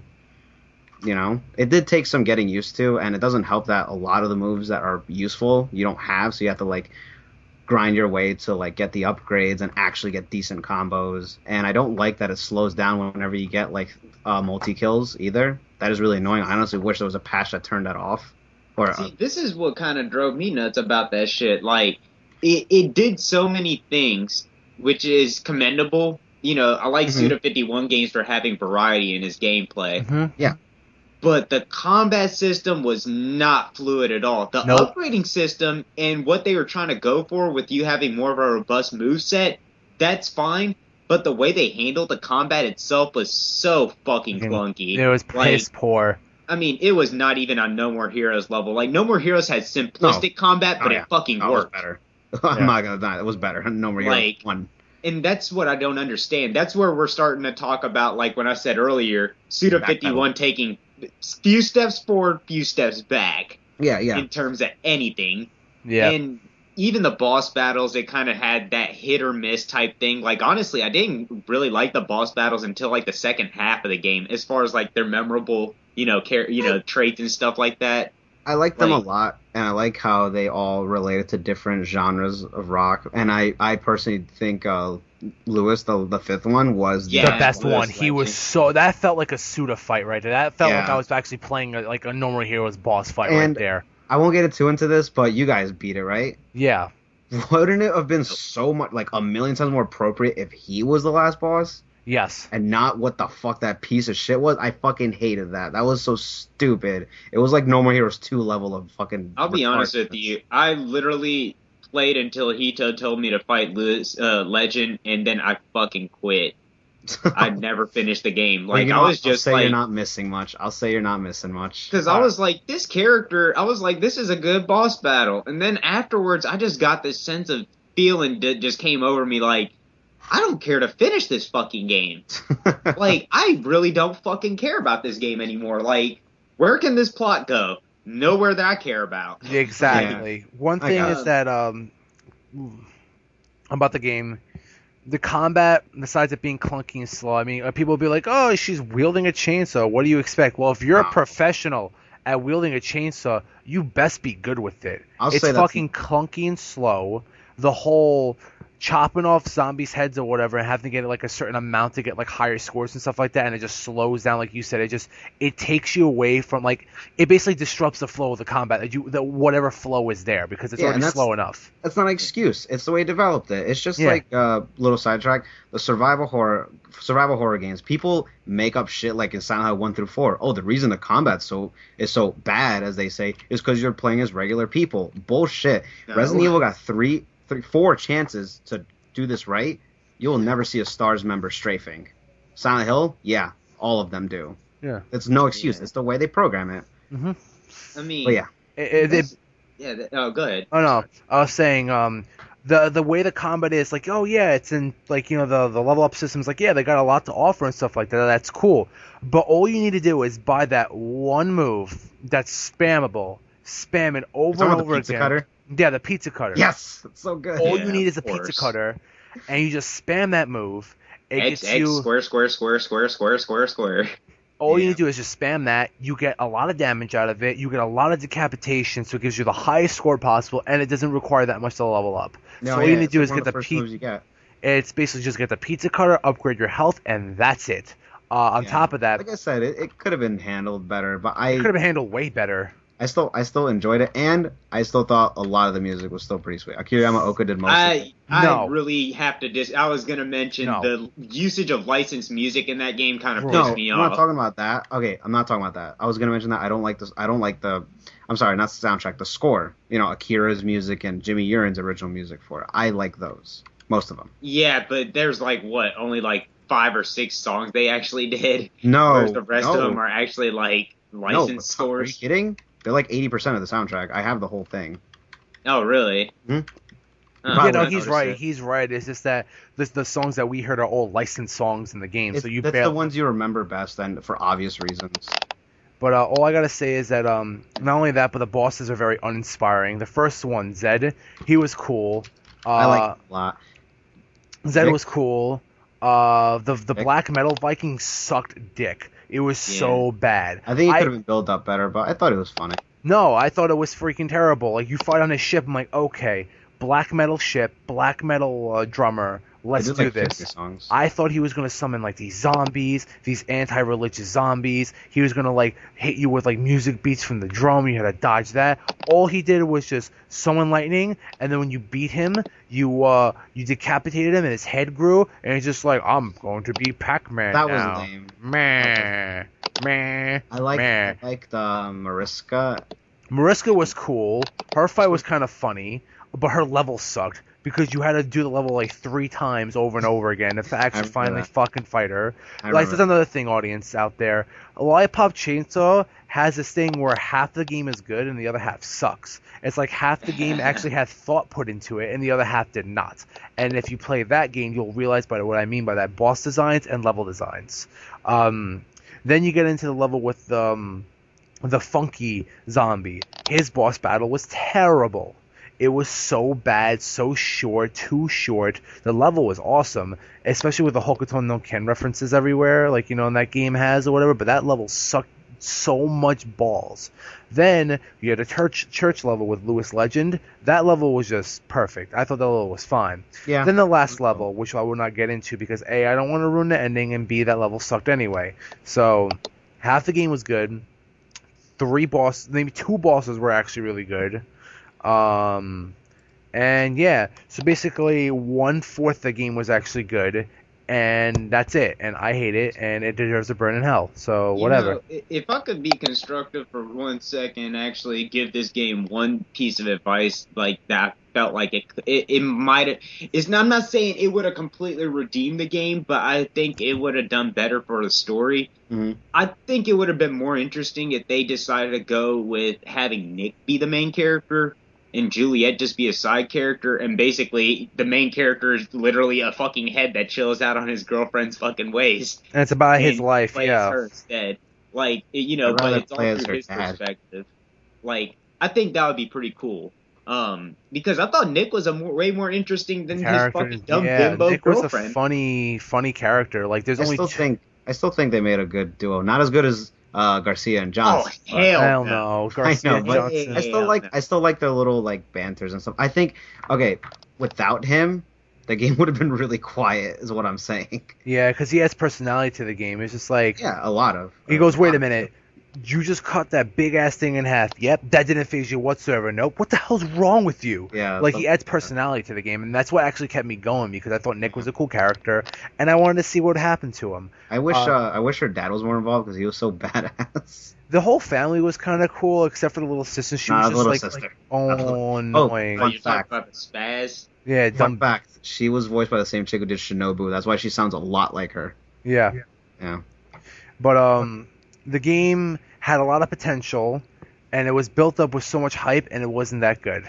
Now, that's basically it on Lollipop Chainsaw. The combat could have been better, the level designs could have been better, and some of the bosses could have been rethought, the way you fought them could have been, rethought of better.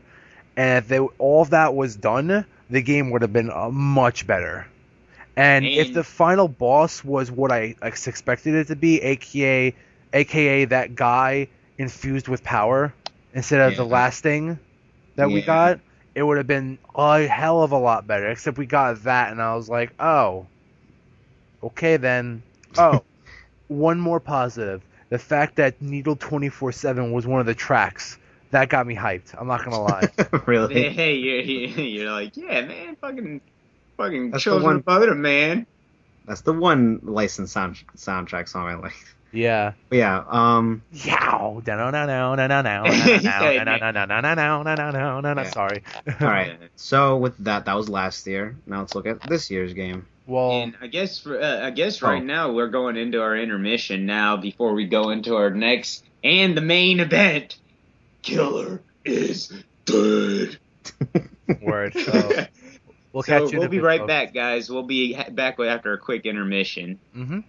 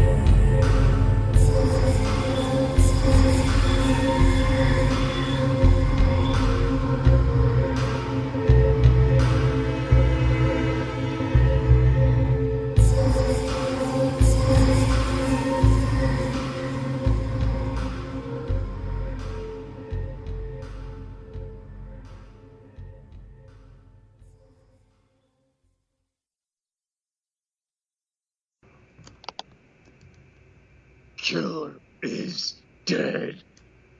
I'm sorry. Yeah. I didn't know what else to think of. Like, That's I fine. didn't think of anything quick enough. Welcome back.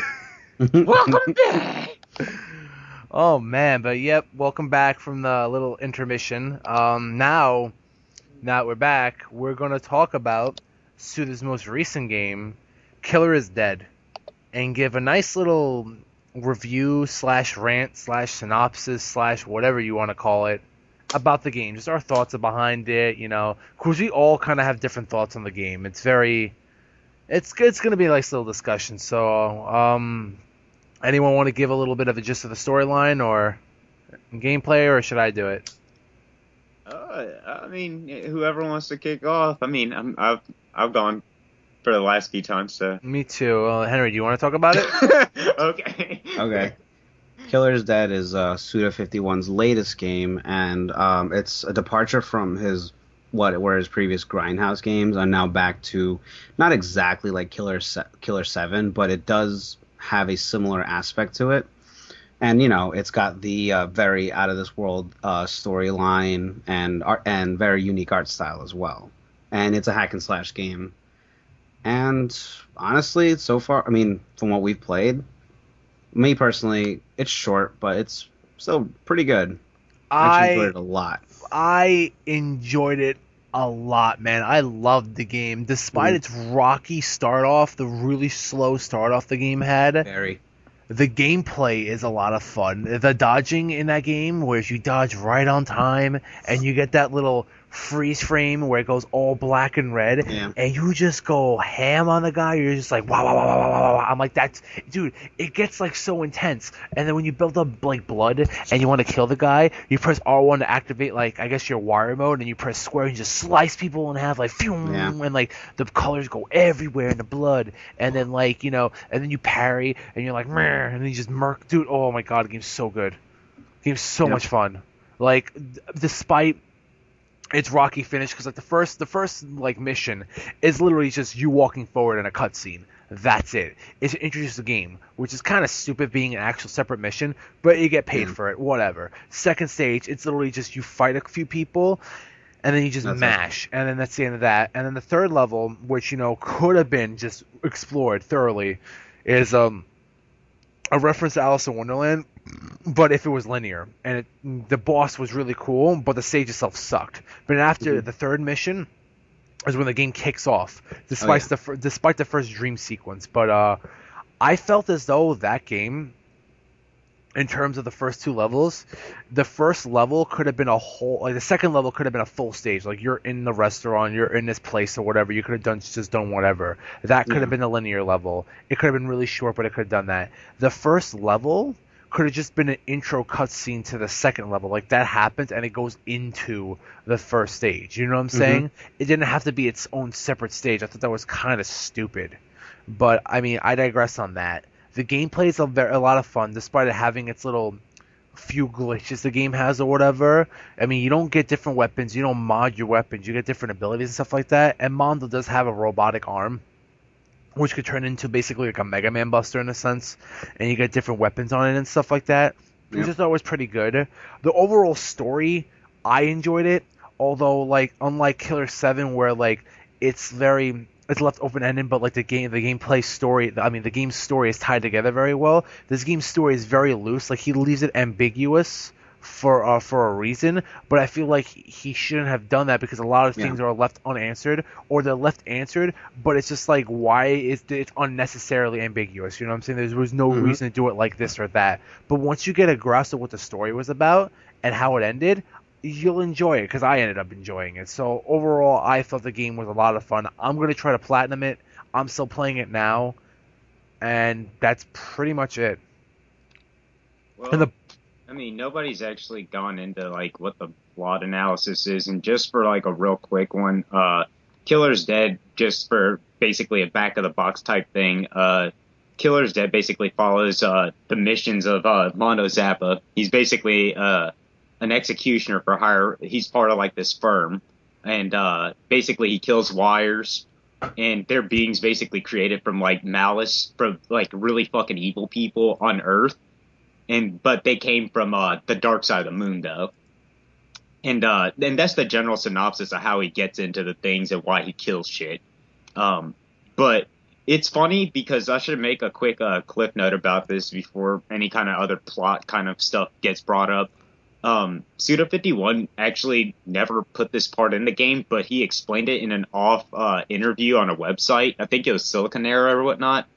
But the prologue is actually in a fucking interview.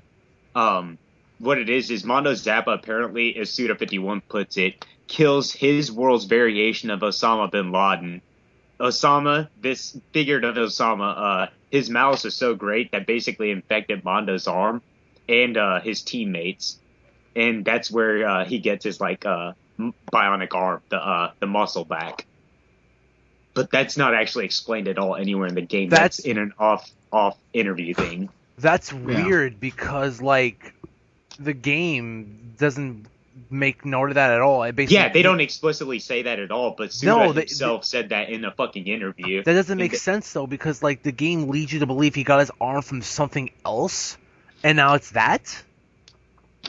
Yeah, but keep in mind, too, they never, ever explain that in the game, like, ever once, where he gets his fucking arm. And then on top of that, this thing kind of comes up where he gets interviewed before the game's released, and he brings this up. So, I don't know. That's it.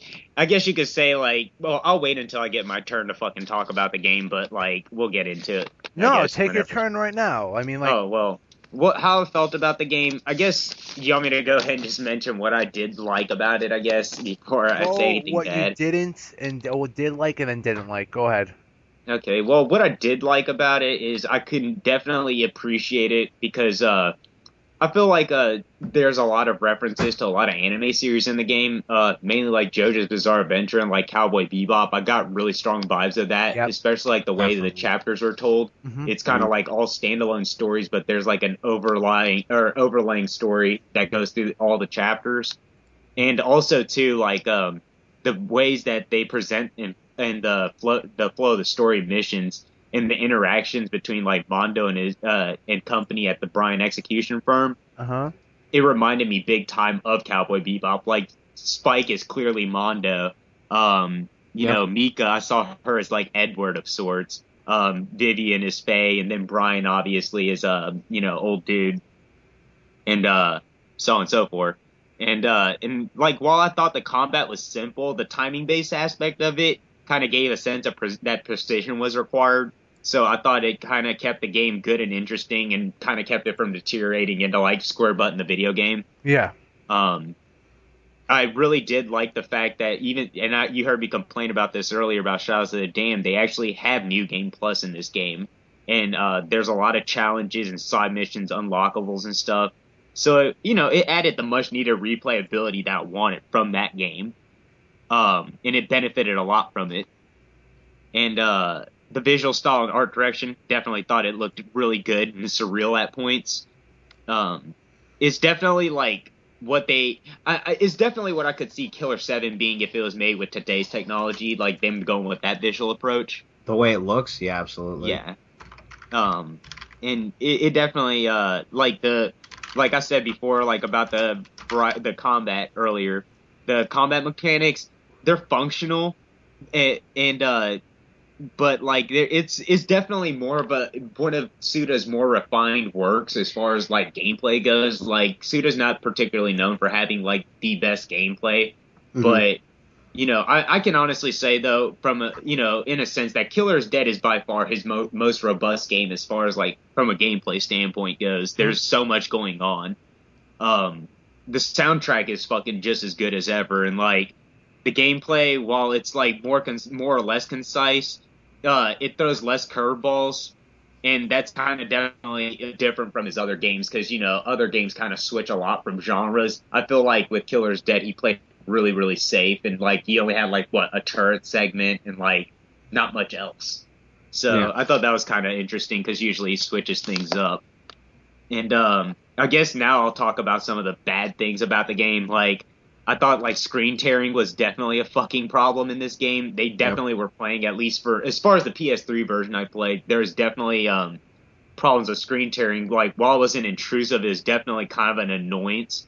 But it was more noticeable when there wasn't much going on, because when you're in combat, it's just so fast. You're paying attention to so much stuff that you don't really notice it. That's probably why I didn't notice it. But the camera, though, I will say this, that is a fucking Dreamcast PS2 caliber standards, dude. Like, that thing's functional, but just because it's functional doesn't mean it's fucking good. Like, it could have been much better. Yeah. Like, especially with the fact that there's no lock-on system with the combat. Like, it really caused some problems with this combat a lot of times, more often than not. Especially when you're switching between, like, sword play and gunplay. It was fucking... It got pretty bad at certain points. But, I can overlook certain... The game, like Hito was saying earlier, has kind of a slow start from a gameplay narrative standpoint, so it might like turn off some people before like the game actually gets going. Yeah. And the controls, like while it's not always responsive, it might lead to some cheap fucking moments. Like I've noticed sometimes like the camera and the controls weren't working together. Like I'll be trying to sit there and try to do like a backdash away and then do like the lunging stab. No, this motherfucker's gonna sidestep and then get his shit wrecked. And then the camera's like fucking going all over the place. It's just stuff like that that really pissed me off, especially when I'm trying to like parry and stuff. So it's kind of like the mix of the lack of polish and the need for precision in that game. It kind of makes for like a hit or miss result in a lot of parts. Also, I might be the first one to only think this, but I thought the characters were by far the least interesting in any of Suda's games, and I was fucking surprised. I really don't think any of these characters were nearly as hype as like Hell, I even thought like no, like Lollipop Chainsaw came a little stronger with actually characters like I don't being really know pronounced. about Like, that, man. Like, I mean, like, I agree with the whole, like, yeah, certain bosses was just like whatever, but there was a few bosses that really stood out to me. At least I felt so. But to say that it's the least compared to Lollipop Chainsaw had maybe one or two good bosses. This game had more than two good bosses in this game. I'm I not gonna think lie. but it's not just the boss I'm talking about. Dude. I'm talking about the whole like game, dude, as a whole. Like as Cast. far as like yeah, like the character interactions. Like, I mean, you look at like No More Heroes, for example. I get it's a different style of game, but even look at Killer 7, an older game, a game that is claimed to be this game is a spiritual successor in Suda's words to Killer 7, and even Killer 7. Take Curtis Blackburn and Dan Smith, one of Oh my my favorite fucking God. chapters of the Yes. game. The Oh. interaction between those two characters fucking made that battle meaningful. I don't felt like I had any reason to fight most of these niggas in this game. Like, to be honest with you, like Oh, I understand that. I was just like, I don't care. Like, I'm literally an assassin on a fucking mission. Like, I really didn't care about You why I'm felt there fighting should this have been dude. better build up. Yeah, it's like it didn't even build up to why this boss is going to be fun or interesting to fight. Like why he is the guy that you want to try to kill. You know what I'm saying? What makes him such a dangerous person? Well, him or her a dangerous person? Like, I mean, he even states it's his job, but I could see what you mean in terms of like character build up because they could have built up David and Mondo a lot better considering who David ends up turning to be. Not going to reveal any spoilers or whatever, but like they could have definitely done a better build up. Because like what I was saying before, I mentioned this earlier with the Killer 7. It's one of those plots where it's very constructive, it's very dense, and it could be ambiguous at points, but it all ties together in the end. Killer is Dead has a lot of ambiguity in it in terms of plot, but the problem is when you try to put the pieces together, it's very loose because there's so much ambiguity that you're just like so much things are left out. You're just like, yo, he had like a year to work on this. Like, where is it? You know what I'm saying? Like the whole prologue thing you just told me like that. Now, yeah, like that could have been the intro level to this game. It could have been him starting out. That happened to him or whatever. Or like it just kind of subtle with it, or like and it just happens and he has the arm now and bibbidi bobbidi boop. Fuck it. well, the thing is, like, I mean, I feel like the boss that they kind of started getting interesting with, but really, literally the only boss I really cared about was in the chapter, the man who stole her ears. Oh, Yes. Victor, such a cool boss. That boss was really cool. Like, he was kind of like an ex-musician that fucking basically stole this woman's sense of hearing. And I thought that was really cool, like the build up to it, like how he fucking grabbed like Mondo's sword. He's like, yeah, let's talk fucking mother. You know what I'm saying? Like he got up in his face and everything. Like I thought that was really cool. None of the other bosses were half that interesting. Like you said, David especially. He was such a major character, and also that's why I kind of brought up the JoJo's Bizarre reference Because it looks like something out of JoJo's. Yes. Yeah. It really does. Yeah. Like he literally looks like he's dressed like Cars or Wham or one of the Pillarmen, basically. Like he really reminded me of that. So that's where I brought up that JoJo's reference. But but anyway, David, like they didn't really dig deep down on that character. Like it was literally like they threw this revelation at me, and I really was like, oh shit. And then after that, I was just like, okay, well, that's it. Well, the thing is, Yeah. though, there is a sense of depth between the two characters, but like I said before, ambiguity is kind of what makes and breaks this game, unfortunately. Like, if you kind of like think about it in terms of the relationship Mondo and David actually have, it kind of goes deep. But the problem is, it's not told to you directly. You have to sit and think about it, and you're just like, hold on a second. That kind of makes sense. But why wasn't it just kind of not straightforward told to me? Why couldn't it just be hinted at me? You know what I'm saying? Like, see, Yeah, absolutely. Killer 7, it's let me try that again. It has a lot of ambiguity. It's very ambiguous, right? But at least they hint at you stuff like, oh, we're gonna hint this at you, so you kind of get where you're going. This game, it just plays out, but it doesn't give you really any hints. Glad it's been a hint. You just have to try to piece it together yourself. It's like you buying a box. You have to go out of your way to I mean, ultimately, this story, man, like, it's Killer 7 without a fucking story. It's basically a bunch of themes and ideas and fucking metaphysical elements in it. And that's kind of what bothers me about it at the end of the day. It's like, I really want to fucking like this game, but I don't hate it either. It's like you said, it just really makes you feel empty by the end of the credits because Killer 7, you had a clear cut conclusion at the end, despite all the crazy shit that was going on and all the like layers. Yeah. There was a clear cut ending. This game has a real clear cut ending, but at the end, I kind of felt it almost like not cheated, but it was like they took a simple story and just fucking just piled it on with bullshit, basically. I wouldn't say like it's a simple story, but like what I said, it was like how it's left to ambiguity. Like they could have just added the prologue in there as a cutscene. You know what I'm saying? There was no reason to. That's another that's another reason why I kind of mark off points about the story. Like it's like, wait, but I have to go out of my fucking way to look for an interview on one motherfucking website to read about this, like in quote fucking interview from Suda 51 telling me the prologue of this game. Like, I think that alone should tell you that this game's plot is not complete. Yeah. Like, I mean, we can defend like its good merits, but at the end of the day, it's still a convoluted fucking plot. Like, that really doesn't make much sense. There's things going on, but they don't come to conclusions. It's kind of like just bubbles of things. And the thing is, he had time to work on the game and stuff like that. Sorry. Jeez. That was epic. Yeah. But he had time to work on the game. And the game's, like, I feel the game's not even complete. Like you were saying. Yeah. Like, especially some of the levels, like the Alice level. Like, that could, like, I thought I can, like, me and Henry were talking about it before we actually did this podcast. Like, I thought, like, oh, I can climb these stairs into this, but I can't go through this door yet. Maybe I'll just go through it later or something like that. No. There were just stairs you can climb up them for no reason. It was literally just go west, then east, then north, and you're done. And it's like, okay, like, am I going to see the smoking caterpillar or the cat or whatever?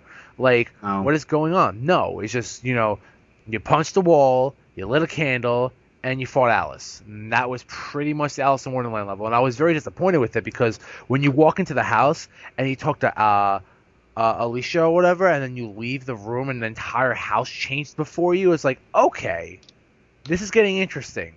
But they don't go anywhere with it. And they don't go anywhere until stage 4. And I'm like... Yeah. It's almost like the game like deliberately tries to make you uninterested in the characters. Like, it's almost like, okay, here's a good way of putting it. Imagine you're chasing after, okay, I'm sure a lot of people can attest to this. You know that feeling when you're like chasing after somebody you got a crush on, and it's just like, you'll talk to them and stuff, and then they'll kind of lead you on, but at the end of the day, they just kind of fucking drop you like a sack of potatoes. Yeah. That's kind of what it feels like with this game, with me trying to understand these characters, because it's like, every time a character seems to have something interesting that they're showing me about their character or backstory, it's like they never want to fucking open up and actually tell me what it is that they're about. And it's like, I just don't give a fuck anymore at that point. I'm just like, all right, fuck you, and I don't care. Like, Vivian seemed like she might be an interesting character. Not enough backstory, don't fucking care. Brian actually started getting a decent backstory, and... You just don't fucking care. I wish I could talk more about it, but I don't want to ruin the story for people. Like I talked this the other day. I informed Henry of some things I thought about the plot, and it kind of didn't make sense. We both thought it made sense, and it does make a lot of sense. But now with that prologue being introduced that you just said, it kind of changes things up just a tad bit. But I want to discuss about certain characters, but that would just give away too much. And I think the whole purpose is that he wants the audience to figure it out themselves, so I can't really ruin it. You know what I'm saying? Yeah, I mean, fair enough. But, I mean, okay, by the way, since this is kind of going to be, like, more or less a sneak peek for a much later episode we're going to have, but let's talk about the Gigolo missions for a minute. I did want to make one mention about this. I did kind of make this as a con for the game, and only for one reason. And it has nothing to do with what fucking journalism's talking about. I'm not going to use the S word, so hear me out. I feel like some people might find the Gigolo missions in bad taste, or might kind of be annoyance, only for the fact that you kind of are forced to play a fucking dating sim to actually unlock goods in this game. Yeah. And I virtually had no interest in this fucking part of the game. Like, in fact, I had no interest in fucking just basically staring at digital tits. Like, I was just like, this isn't even fucking a dating sim. Like, a dating sim's actually involved with text and stuff. Yeah. So I was just like, this part of the game's ass, like, but I was forced to fucking play it. And it was really tedious. I hated it. So I will mark off points for it. But let's talk about the Gigolo mission, the whole controversy about that really quick. Okay. I know a lot of people are bringing up the fact that this game and, another game that's recently come out, Dragon's Dogma, is You having always say sexist that. Dragon's Crown. or Dragon's Crown. I'm so fucking sorry. You got God. so tight there. You're just like, Dragon's Crown. Because that's No, the he Dragon's is right. third No, time he he's is done right. that. I deserve a slap on the fucking wrist and be sent into my tower. No, go on. slapped and whipped. Dragon's Crown. But recent game, Dragon's Crown and Killer is Dead. Both have been under the flack of a lot of remarks about sexism and stuff like that. I think that's horse shit. I mean, honestly, it's a fucking video game. I know you hear that excuse a lot of times that, oh, it's a fucking video game. Well, look here, guys. If it's not actually something that you have to play in the game or you can avoid it, it's not a big deal. Honestly, people are getting objectified both ways. I mean, look at Dragon's Crown. How do you think men probably feel? I mean, don't give me that shit that, oh, well, men don't care how they feel. Maybe a lot of men fucking do care about the way they look, whether you fucking like it or not. I care about the way I look. And you know what I'm saying? How do you think men feel when they see a big, buff, pretty boy fucking being the fighter and shit? How's that any different than the big bosomed fucking, sorceress in the game? Everybody in that game's exaggerated. And in Killer's Dead's case, yeah, and in Killer's Dead sense, you're talking about objectification of women. What about Mondo? Not every fucking man is gonna just sit there and woo one woman with a fucking suit, tie, and fucking presents, dude. Are you fucking kidding me? Is that what you think men fucking do? Do you see men giving you shit about this? Shut the fuck up. I only see these articles coming from white knighters of feminists. Stop that shit. You know what I'm saying? You don't even need to. It's not a fucking issue, honestly. If you don't like it, turn the damn game off. Thank you. God fucking damn it. I mean, I made a video response, an anti-rant. I don't know if you actually watched it or whatever, but I posted it on my actual page. And it's basically just a response to how all these people are like, wah, this is offensive. Wah, wah, wah. I just think people need to shut the fuck up. I understand you journalists, you went to college, now you're in debt, and since no one really needs journalists and you guys are out of a fucking job, you're trying to, at least do something with your pathetic life. But, I digress on that one. But to actually just to get likes and subscribes, just to say, hey, this game is sexist, or these feminists who are just making a big deal out of nothing. What happened to Grand Theft Auto? Why hasn't no one complained about Cooking Mama yet, or camping mama, guarding mama, or whatever? Science Papa. Why hasn't no one complained about freaking Lollipop Chainsaw or No More Heroes? They did when it was new. Remember, people are tripping about that, and I feel like this is why I feel like this needs to be brought up, because it's actually, ironically, the second Suda game in a row too that it's come under the flack of these accusations of sexism. I mean, people, it's part of the fucking culture, and you know who made it? Fucking the media, okay? That's really the facts of it. I'm not trying to get into this full philosophical bullshit. I'm not trying to feed you this right now, but it's a topic we're on, so we're talking about it. Don't think for one fucking second that your music that you listen to, the movies that you fucking watch, aren't influencing this behavior in our fucking culture amongst men and women. Because, I mean, as far as I'm concerned, and I deal with everyday life, I'm not just a fucking gamer all day. We gamers all have jobs and lives too. How do you fucking think we afford this shit?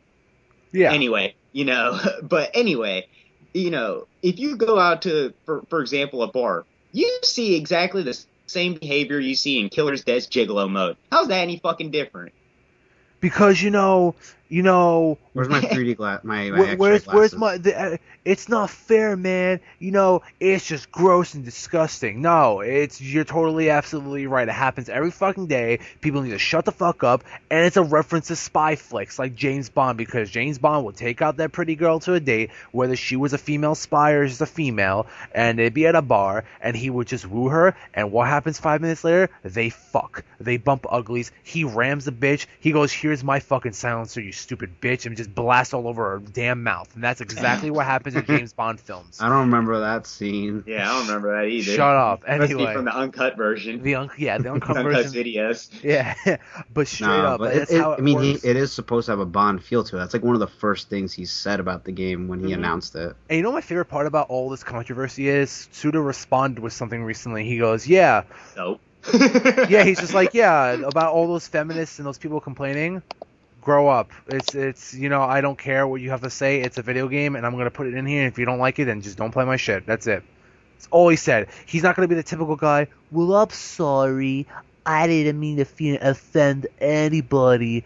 I won't do it again. I promise." No, he's like, "You know what? You're a little bitch. Just deal with it.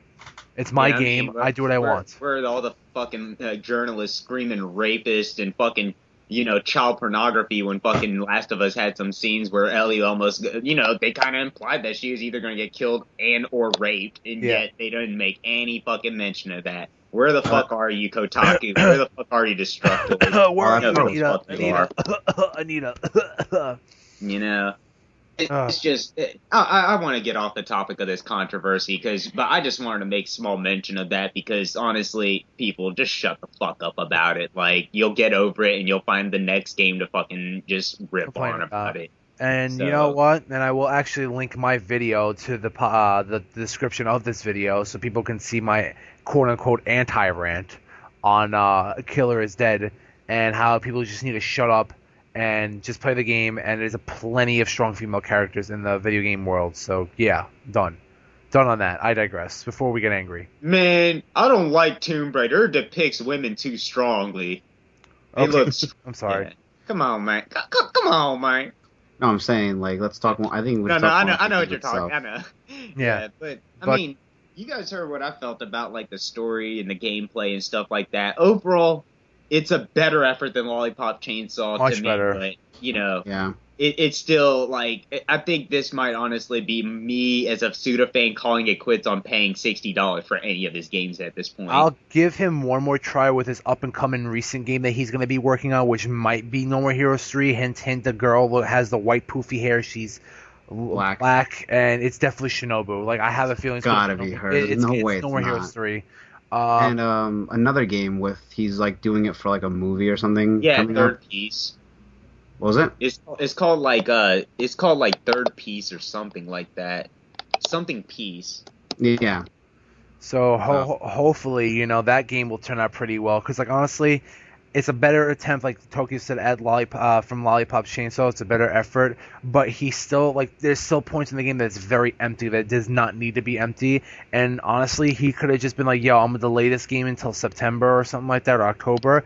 And I'm going to, fill that in and then make this game full. Like, if what I said about those short levels were fully panned out and then he added the prologue, this game would be much better. Oh, Short Piece. Sorry, you just said the word short and I just remembered it. It's called Short Piece. That's the name of the movie. And Suda's making a game for, like, it's actually like the 5th episode of Short Piece, because Short Piece is actually 4 anime films, like short films.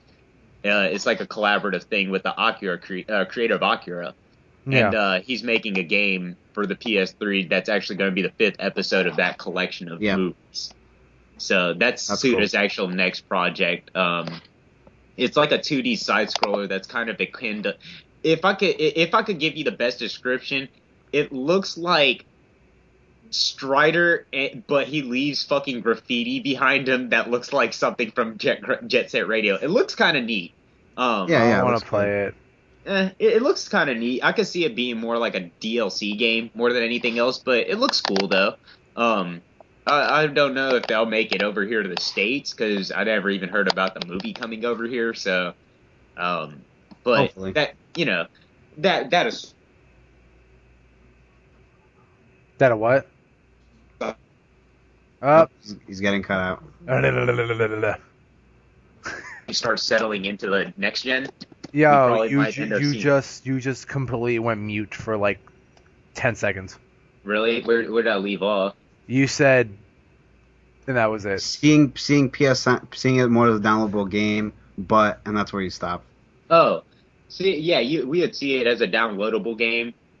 more than likely, but it wasn't a big budget undertaking like Killer's Dead was, so it's going to be a while before we see anything like that again. Yeah. But I feel like once all these companies and developers start getting more comfortable and settled into the next generation, the Wii U, PS4, Xbox One, Yeah. that's when we'll probably hear news about like the No More Heroes 3 that he's been talking shit about forever.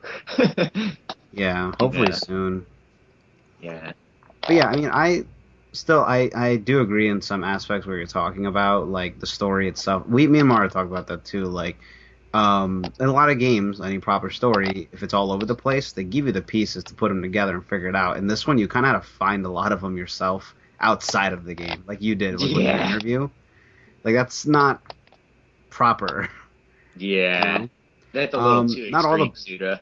Not all the boss fights were great. The only thing, and Hito pointed this out, the train, he is right. It is totally a reference to the Thing, the way it fought you. But I still didn't think it was that great. You know? I mean, like, bosses I liked Victor. I actually liked the train. The stage for the alien one was really cool. Yeah. Because it was, like, very long, and there was multiple ways you can go at it or whatever, which I thought was pretty cool. Yeah. The boss was alright on that one. I enjoy fighting David. I thought David's fights were pretty fun. And I liked Alice a lot. Like, just the fact that what she, like, turned into, I was like, that is nuts. Yeah, it was really well done. I felt like I was gonna Kaku in the fucking music. What's up? Or like in the music tower. I thought I was gonna fight Goji Rakaku from fucking Jet Set Radio because all the heavy like neon colors and the green. Yeah. And like just like the blacks and stuff, like it reminded me of Jet Set Radio Future, and I was like, man, Goji Rakaku's at the fucking top of this tower. Or it's Professor K, and you just hear Jet Set Radio. That'd be awesome. Because I don't know, like I thought oh, did you guys happen to run into Juliet in the fucking DLC mission? No, I haven't done the DLC Don't mission. Fucking spoil it. I didn't play it yet. You haven't played it? The DLC? The DLC, no, not yet. Basically, I played it's actually supposed to be mission like 2 or 3, dude. Like, once it unlocks, you're actually meant to play that level. Fuck.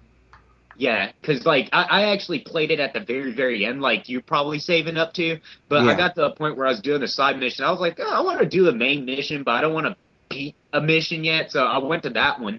And, yeah, it's super fucking easy, and, dude, if you're a horror buff like we are, like, dude, seriously, when you get into the labyrinth area, that part, you'll like the music, dude. Like, the atmosphere is so fucking creepy. Like, the game takes, like, a drastic turn in environment. All right, like, good. I'll probably try it tomorrow. I'll probably do it tomorrow.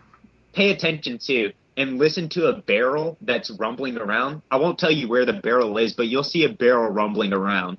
And shoot it, and she'll pop up. And unfortunately, they didn't get Tara Strong to fucking voice her again, so she doesn't say anything, but she does make like a small little gesture and just like jumps away. Like it's pretty funny. I'll definitely see that. Yeah. Cool. It almost makes you think like Suda's games are just like kind of like a DC multiverse, like in a sense, like it's like, oh yeah, there's like a bunch of fucking Killer 7s and like different variations of it, you know what I'm saying? I could just picture like one game, they all come together and they just look at each other, and then Dan just like makes a smirk comment, just kills them all, and he's just like, sup. But then Travis just like, I'm too cool to kill, and he's like, damn, you're right. And that's the end of it. Well, that was one thing. You guys remember Mission 2? The guy that you kill? Yeah. Doesn't he sound like so much like Dan Smith? Like, I don't know if you guys can recall. He sounded almost exactly like him, if it wasn't the voice actor. Yeah, it kind of did. Since we're actually talking about it, you guys want to actually kind of, I guess, try to make this as spoiler-free as possible. But, let's see. Did you guys want to talk a little bit about, like, the parallels between Killer's Dead and Killer 7? Because I've noticed quite a few things, like the references to the moon a lot. Well, besides the reference to the moon, the chess motif that this game has. Yeah, the chess motif. I was going to say that next, actually. Those are that's another thing that they really share similarities to. Let's see. Obviously, the whole fucking assassin thing is just so exaggerated, overemphasized. So. In all his games. The whole creation of a new being is kind of the same thing. Kunlun and David, and then the Heaven Smiles and the Wires. Yeah, I was about to, the East versus West type thing is going on with the Moon versus the Earth. And like how the wires can infect you or whatever, and then you become a wire, and like how in Killer 7 you can get touched by the Yakumo and become a Heaven Smile yourself. So once you get a hold of the power, or the power taints you. So like... Yeah, I mean, so many parallels to Killer 7, like, it's really bizarre, but at the same time, he did intend it to be a spiritual successor, so... Yeah, I mean, that's what he was aiming for. It could have been a much better spiritual successor if, he had the prologue in there, and, I'm just saying... Personally... He had the fucking rights. Yeah.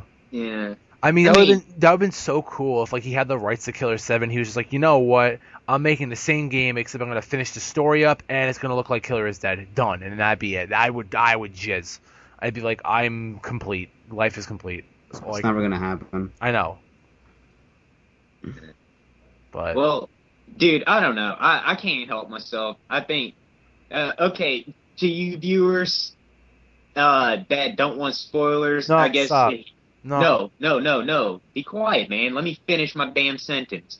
To you viewers that don't want spoilers, I guess from here, we'll see you later, because we're going to go into some spoiler territory. It's stuff that we should talk about this game. So if you guys don't want spoilers, go ahead and turn it off now. But thanks for joining, and we hope to catch you next episode. But for those of you that staying tuned with us, for the rest of the episode, we're going to start going into spoiler territory. So, brace yourselves. The ending, gentlemen. We need to talk the fucking ending. About Killer is Dead? Yes. I can explain it right now.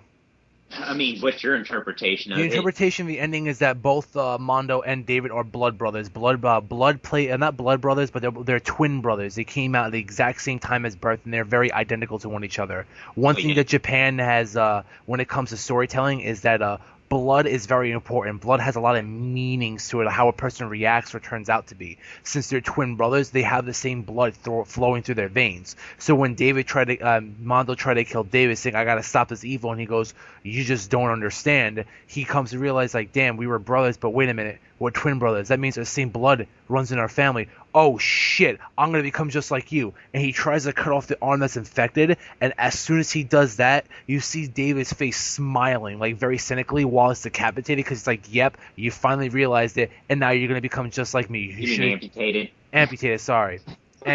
No, he had his head sliced off, decapitated. Not Mondo. No, decapitated is when your head comes off.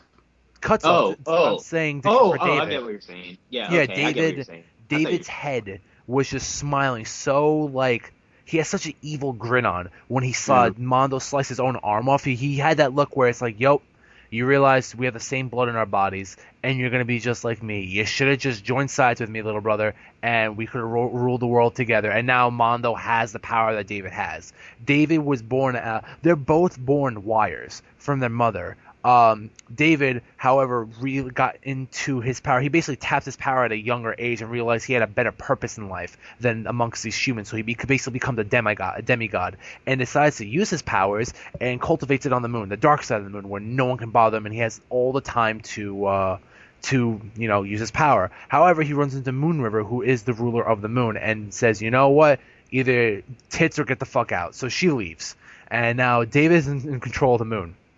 Now Mondo is like, he kind of knows who David is, except, his mind is kind of like, messed up because of the whole accident with his arm and the corruption. So he doesn't really remember that much, but he knows that he has some link to David. And like I said, at the end, they realize, they're both one of the same person. They're both wires, truly, in the end. And that Mondo was meant to become the bad guy after all this time. And in the end, he becomes that bad guy. That's it. Well, that's weird that you mentioned all that, because my interpretation was that the Mondo that we control at the very, very fucking beginning of the game is actually David. No, I know, it is. The one that kills Tokyo, the one Tokyo. Tokyo, and then you also have Mika or whatever that was captive. I think that was David. And it was David. It is David. Well, the funny part is, I believe because of that prologue that was mentioned by Suda, I believe that was the Osama bin Laden, the figure of Osama bin Laden of Mondo's or David and Mondo's world. Mm-hmm. and that's how his arm and teammates got infected, and that's why nobody remembers David. I feel like Oh. I feel like Tokyo's the reason why.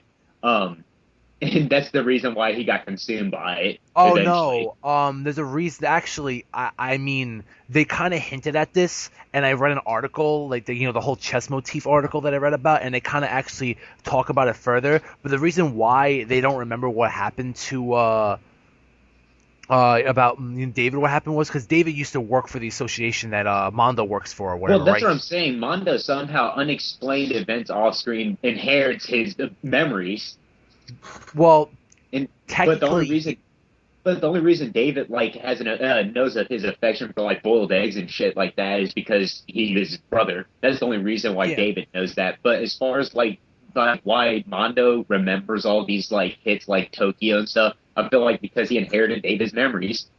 Yeah. What Yeah. happened was what I was going to say is that David kills Tokyo, the Malice goes to the moon, whatever, right? David used to work for, like I said, the firm, right? And basically, Mika is captured, so his mission is to kill this guy and save Mika. So now he saves this girl, Mika, but it's kind of hinted in the game that he basically hypnotizes Mika to basically, I guess you should say, instead of hypnotizing, infects Mika, because you know that girl you start seeing in Mondo's dreams or whatever? Yeah, Dolly. Dolly, right? Yeah. Mika could see that person too, because she Well, yeah. sees Mika. Mika sees that person when she pushes over the snowball or whatever, or throws it and it builds up to something bigger or whatever. I guess you could say, uh, David created Dolly through malice or whatever and used it to infect Mika. And basically, what Dolly does is basically she reconfigures your memories. Therefore, no one remembers what happened to David. He basically goes rogue, and basically Dolly was just the, I guess you could say, the figurative. I don't know how I want to place it, but basically all you have to say is that she rearranged everyone's memory to forget David even existed, so David can go rogue without them pursuing him. So basically, he infects Mika with Dolly.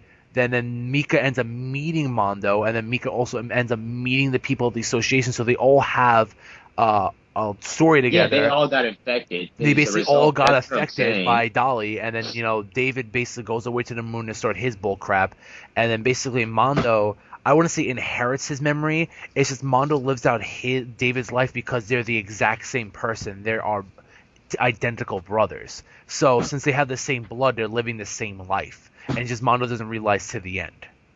Yeah, but at the same time, it also like doesn't explain like well, it actually explains though why like what was his face? Mondo actually knows of Moon River, like why he sees her in the dreams or whatever.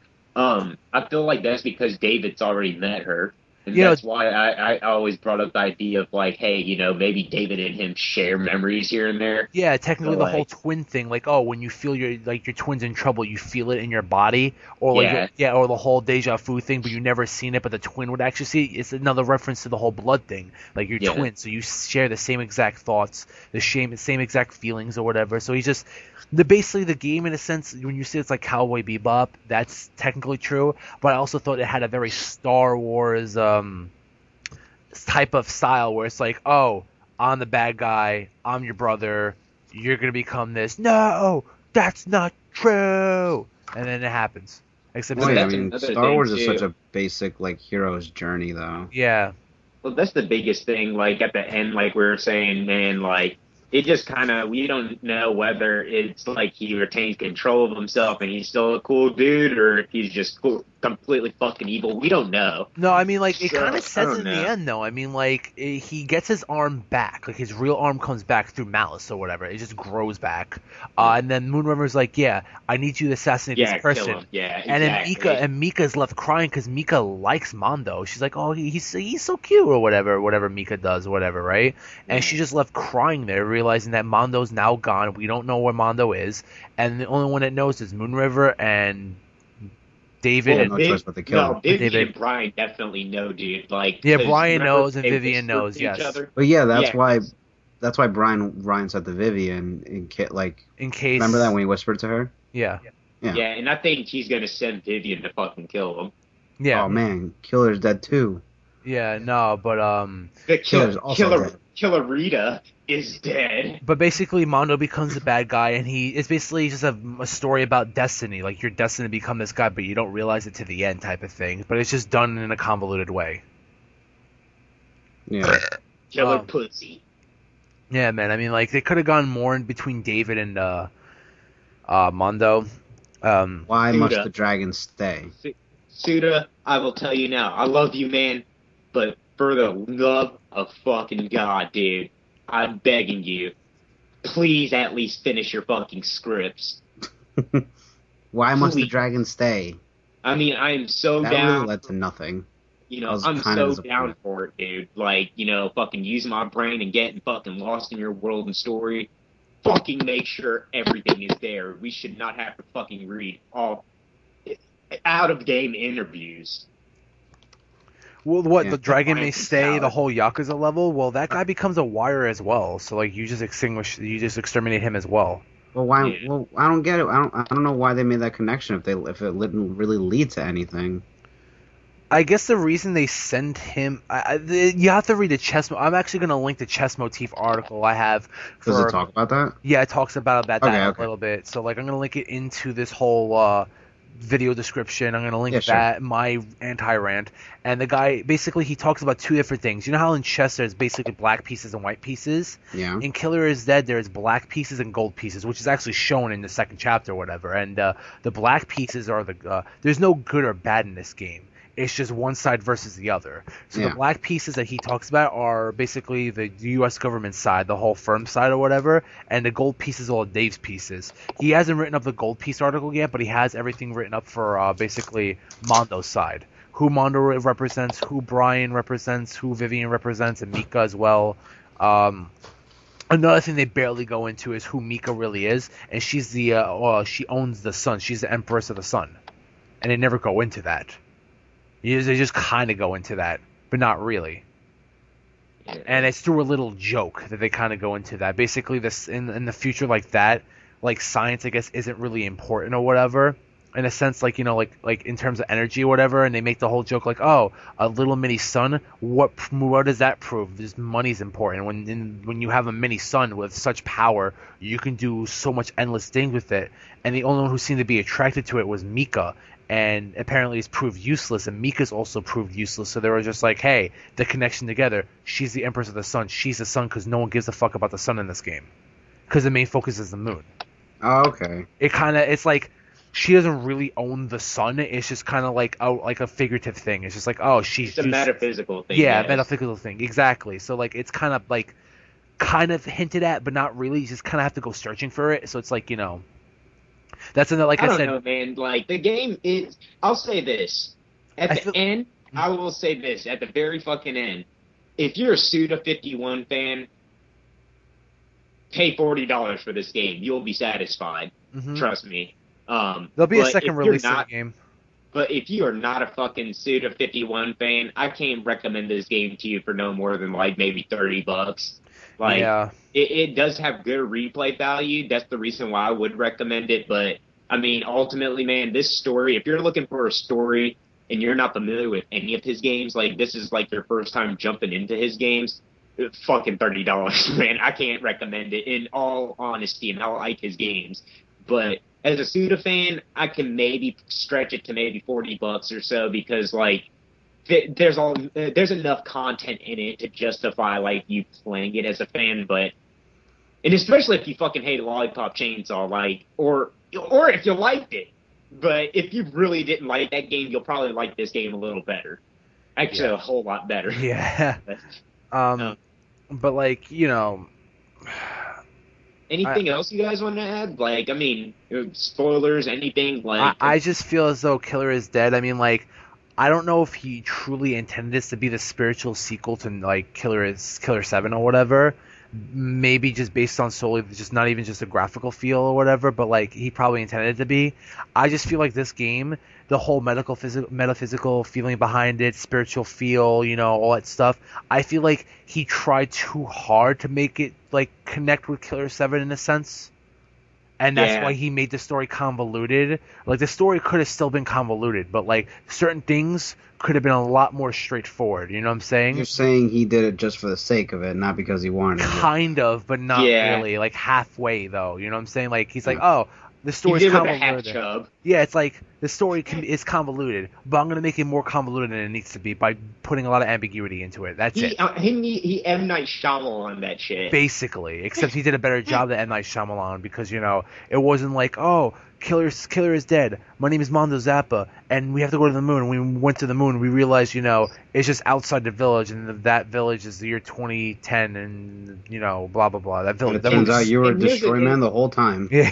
And here's an inside joke too for us here at the podcast, and for our audience that's been sticking with us since the beginning. Okay. Dude, at least this game, it fucking Suda should get an award for one thing. For being a Japanese dude that can convolute a plot and not have to actually use time travel to do it. I love you. That's I love you. So Suda gets fucking props for that alone, I feel like. Yeah. Hey, I'm just saying, man, like, Suda can do that, but, like, at the same time, I feel like Suda has made some pretty meaningful games over the years. I mean, Godspeed, man, like, whether I love or hate his games, I feel like he's still a very important part of the game industry at the moment. I mean... He's a type of person that he's not afraid to take risks. You know what I'm saying? Exactly. He's like, I have an idea, and I'm gonna put that idea out on a video game, and that's it. I'm not gonna change my idea unless EA decides to do it. You know what I'm saying? But, like, people who are like, oh, I had this idea, but I'm afraid of spending the money. He's just like, I live paycheck to paycheck. I don't give a fuck. So let me just do it anyway. You know, that's why I respect him for that. He's willing to think of ideas and put them up on, you know, not paper, but in a sense, he's like an artist. Like, example. Not every artist that's famous or has been famous or somewhat famous, every single one of their pieces of work is like a hit. You know what I'm saying? They sometimes make average pieces, sometimes bad pieces, but sometimes amazing pieces. And that's how I feel like Suda51 is. He has this idea, he has on paper, he puts it into a video game. Either it's very good or it's okay.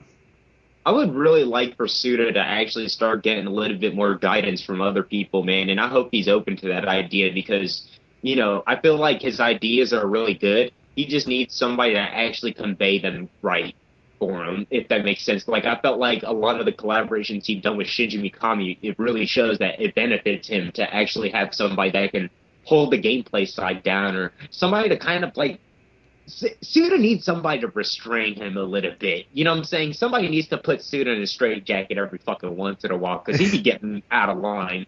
And it's like, I want to say a straitjacket. It's just like he needs some people to critique his work before he actually puts it down as a game or whatever. Like, yo. Yeah, well, just slow the fuck down sometimes, because, you know, Shinji Mikami, I feel like, worked the best with him. He was very supportive of him during Shadows of the Dam, during even its initial planning. And even when EA told them to fucking change everything and stuff, Mikami turned it around and made something happy too from a gameplay standpoint, and Suda still got to tell the story he wanted to tell. You know, with that being said, it's similar to what artists do. You know what I'm saying? Like, so there's some artists like with good potential. I have a few friends that are like this, and I used to be like this. When you draw something, or like Suda, when he makes something, he gets really into his work, sort of what an artist does or whatever. But sometimes you have to take a step back, look at your work, and review what you've done so far and make necessary changes. I feel like he did that with Killer 7 and No More Heroes, but with his recent games, he's just been like, I have this idea, and I'm going to get it done, and he gets it done, and then he doesn't see the full game until the game is actually done and he releases it. So it's like, you know, I'm going to draw this person, and I'm going to do it now and finish it, and then I'm going to hand it in. And then when you're done with it, you realize, oh, wow, the neck's too big. Or this person isn't proportioned that well enough. You know what I'm saying? It's like the proportions are off. Like, his head's too small, or, you know, I just want somebody to direct him from a gameplay standpoint, because that's the thing, man. No matter how quirky Suda games are, he's really going to have to start polishing his games up big time if he wants to actually start making it out. To a bigger audience, in my opinion, he doesn't necessarily have to change his style or anything, or market to a new crowd. But he does need to start polishing the fuck out of his games, dude. Yeah. Like, I really feel like that's something he needs to really start, like, taking to heart. Because, honestly, like, them camera issues at Killer's Dead at points really got on me. And I'm like, dude, Killer 7 is a smaller, more ambitious concept, and it works. Yeah. This is a hack and slash game, and there's a million before you. You can't fuck this formula up, and it manages to fuck up in points. I feel like he also had time restrictions. Not like, I mean, I wouldn't say time restrictions, but like, look at it this way: Killer 7 was in development from like 2002 and was released in 2005, I believe. Yep. So he had like a good solid 3 years to work on this game. He releases a game now once every year. So like his time to put into the game is now shorter, and I feel like Suda, I know you want to get your name out there or whatever, and I respect everything you've done. You're my favorite game developer. You're the one who is actually willing to take risks. But honestly, we named our podcast after you, damn yeah, it. the ZaKa podcast, ZaKa TV We from Killer love you. 7. We love you. But like, here's the thing: you need to take a breather, step back, look at your work, and then go back to it and fix the necessary changes, no matter how long it takes, man. Because the best works in life, if it's music, video games, or even paintings and art, they're not rushed. You take your time with them. So if he took his time with Killer is Dead and like fully polished up the game, this game could have been fantastic. But it's just, now I think it's a great game, but in retrospect, like in reality, it's a solid game. It's very solid. It has its flaws, it's just solid, you know? But it could have been more than that. Same with Lollipop Chainsaw. I know Thomas Gunn took over production or whatever, and he did mainly the game, but you were looking after, you're looking after your project because it was your idea. You should have just had more involvement. Actually, from what I've heard, like, basically he just wrote the script, came up with the concept of it, and then pitched it to James Gunn, and that's it, man. Like, literally, and then Suda just said, peace out. He's like, you handle the direction, I'll handle going to cons with Jessica Negri and fucking advertising. Yeah, exactly. And I'm just like, come on, dude. Like, that's what kind of bothered me about, like, Lollipop Chainsaw. Like, just the way everything was kind of handled. I was like, I don't know, man. Like, I don't know, man. And then when the game came out, and I was like, I don't know if I like it, man. Yeah. And I don't know, But remember how I tried to really like that game? I'm like, Tokyo, it's not that bad. And I'm like, this game sucks. And it was like 2 seconds later. Yeah, outright was ruthless with it, dude. I was like, yo, Tito, fuck this game. Fuck everything. I ain't buying next Suda game. Fucking safety. Fuck that shit. No, and then I bought Killer's Dead Day 1. You know what the funny thing is? Because, like, we said that shit, and then a week later, you're like, dude. I'm like, yeah. He goes, look at Suda's new game. I'm like, you're not buying this shit day one. Look, you play as an assassin, and you're in a suit, and it looks like a spiritual sequel to Killer 7. I am hyped as fuck right now. I'm like, I hope it's better than this game, and it ends up being better than this game, but, still has its flaws. But you were so hyped about that. Now we're just like, Mega Buster. Now we're just like, we're not buying an next. We're like, we're gonna wait for the Suda game, next game to drop down in price, and like, dude, Noble Heroes 3. It's just like, motherfucker. Oh, dude, Signing Mora 2, man. Oh hell yeah, I'll buy that shit day one. Man, when that game was okay. I don't want to talk about this too long because we should definitely wrap this up. But as far as Signing Mora though. Man, I know Suda didn't really have much involvement. He just pretty much wrote the story. Akira did the music, which is really good. Akira. But dude, they straight up were like, this game is inspired by R-Type and Iron Hander. That's a fucking big claim to make. A lot of people like those games. I love those. At least people that play those games. I do. And that shit was an atrocity. Like, the way they handled Maniac mode or whatever was fucking stupid. I mean, who came up with the idea of having... Alright, I'm gonna be real with you. When it comes to certain things, you know how like everyone's has their own opinion on shit or whatever. Like, yeah, you can like this game or whatever. Audience for out there, don't argue with Tokyo on shmups. He'll just say shut the fuck up because it's true. He's played every single shmup out there, and what he knows about shmups is pretty much like on point. So just listen to him rant right now. There you go. I'm not that mean, but no, it's fucked up because see, in that game, dude, the way you handle a shmup, and especially if you're gonna have like bullet hell elements, you cannot sit there and rotate the fucking. You got a hitbox, okay, that's supposed to stay consistent. That hitbox for those bullets are completely inconsistent, and they sit there and rotate on top of that towards you, dude, in a pattern. That's fucked. It does not. It basically forces a gimmick, this time stop gimmick on you, and it doesn't. It's not challenging. Then it defeats the purpose of making the game hard.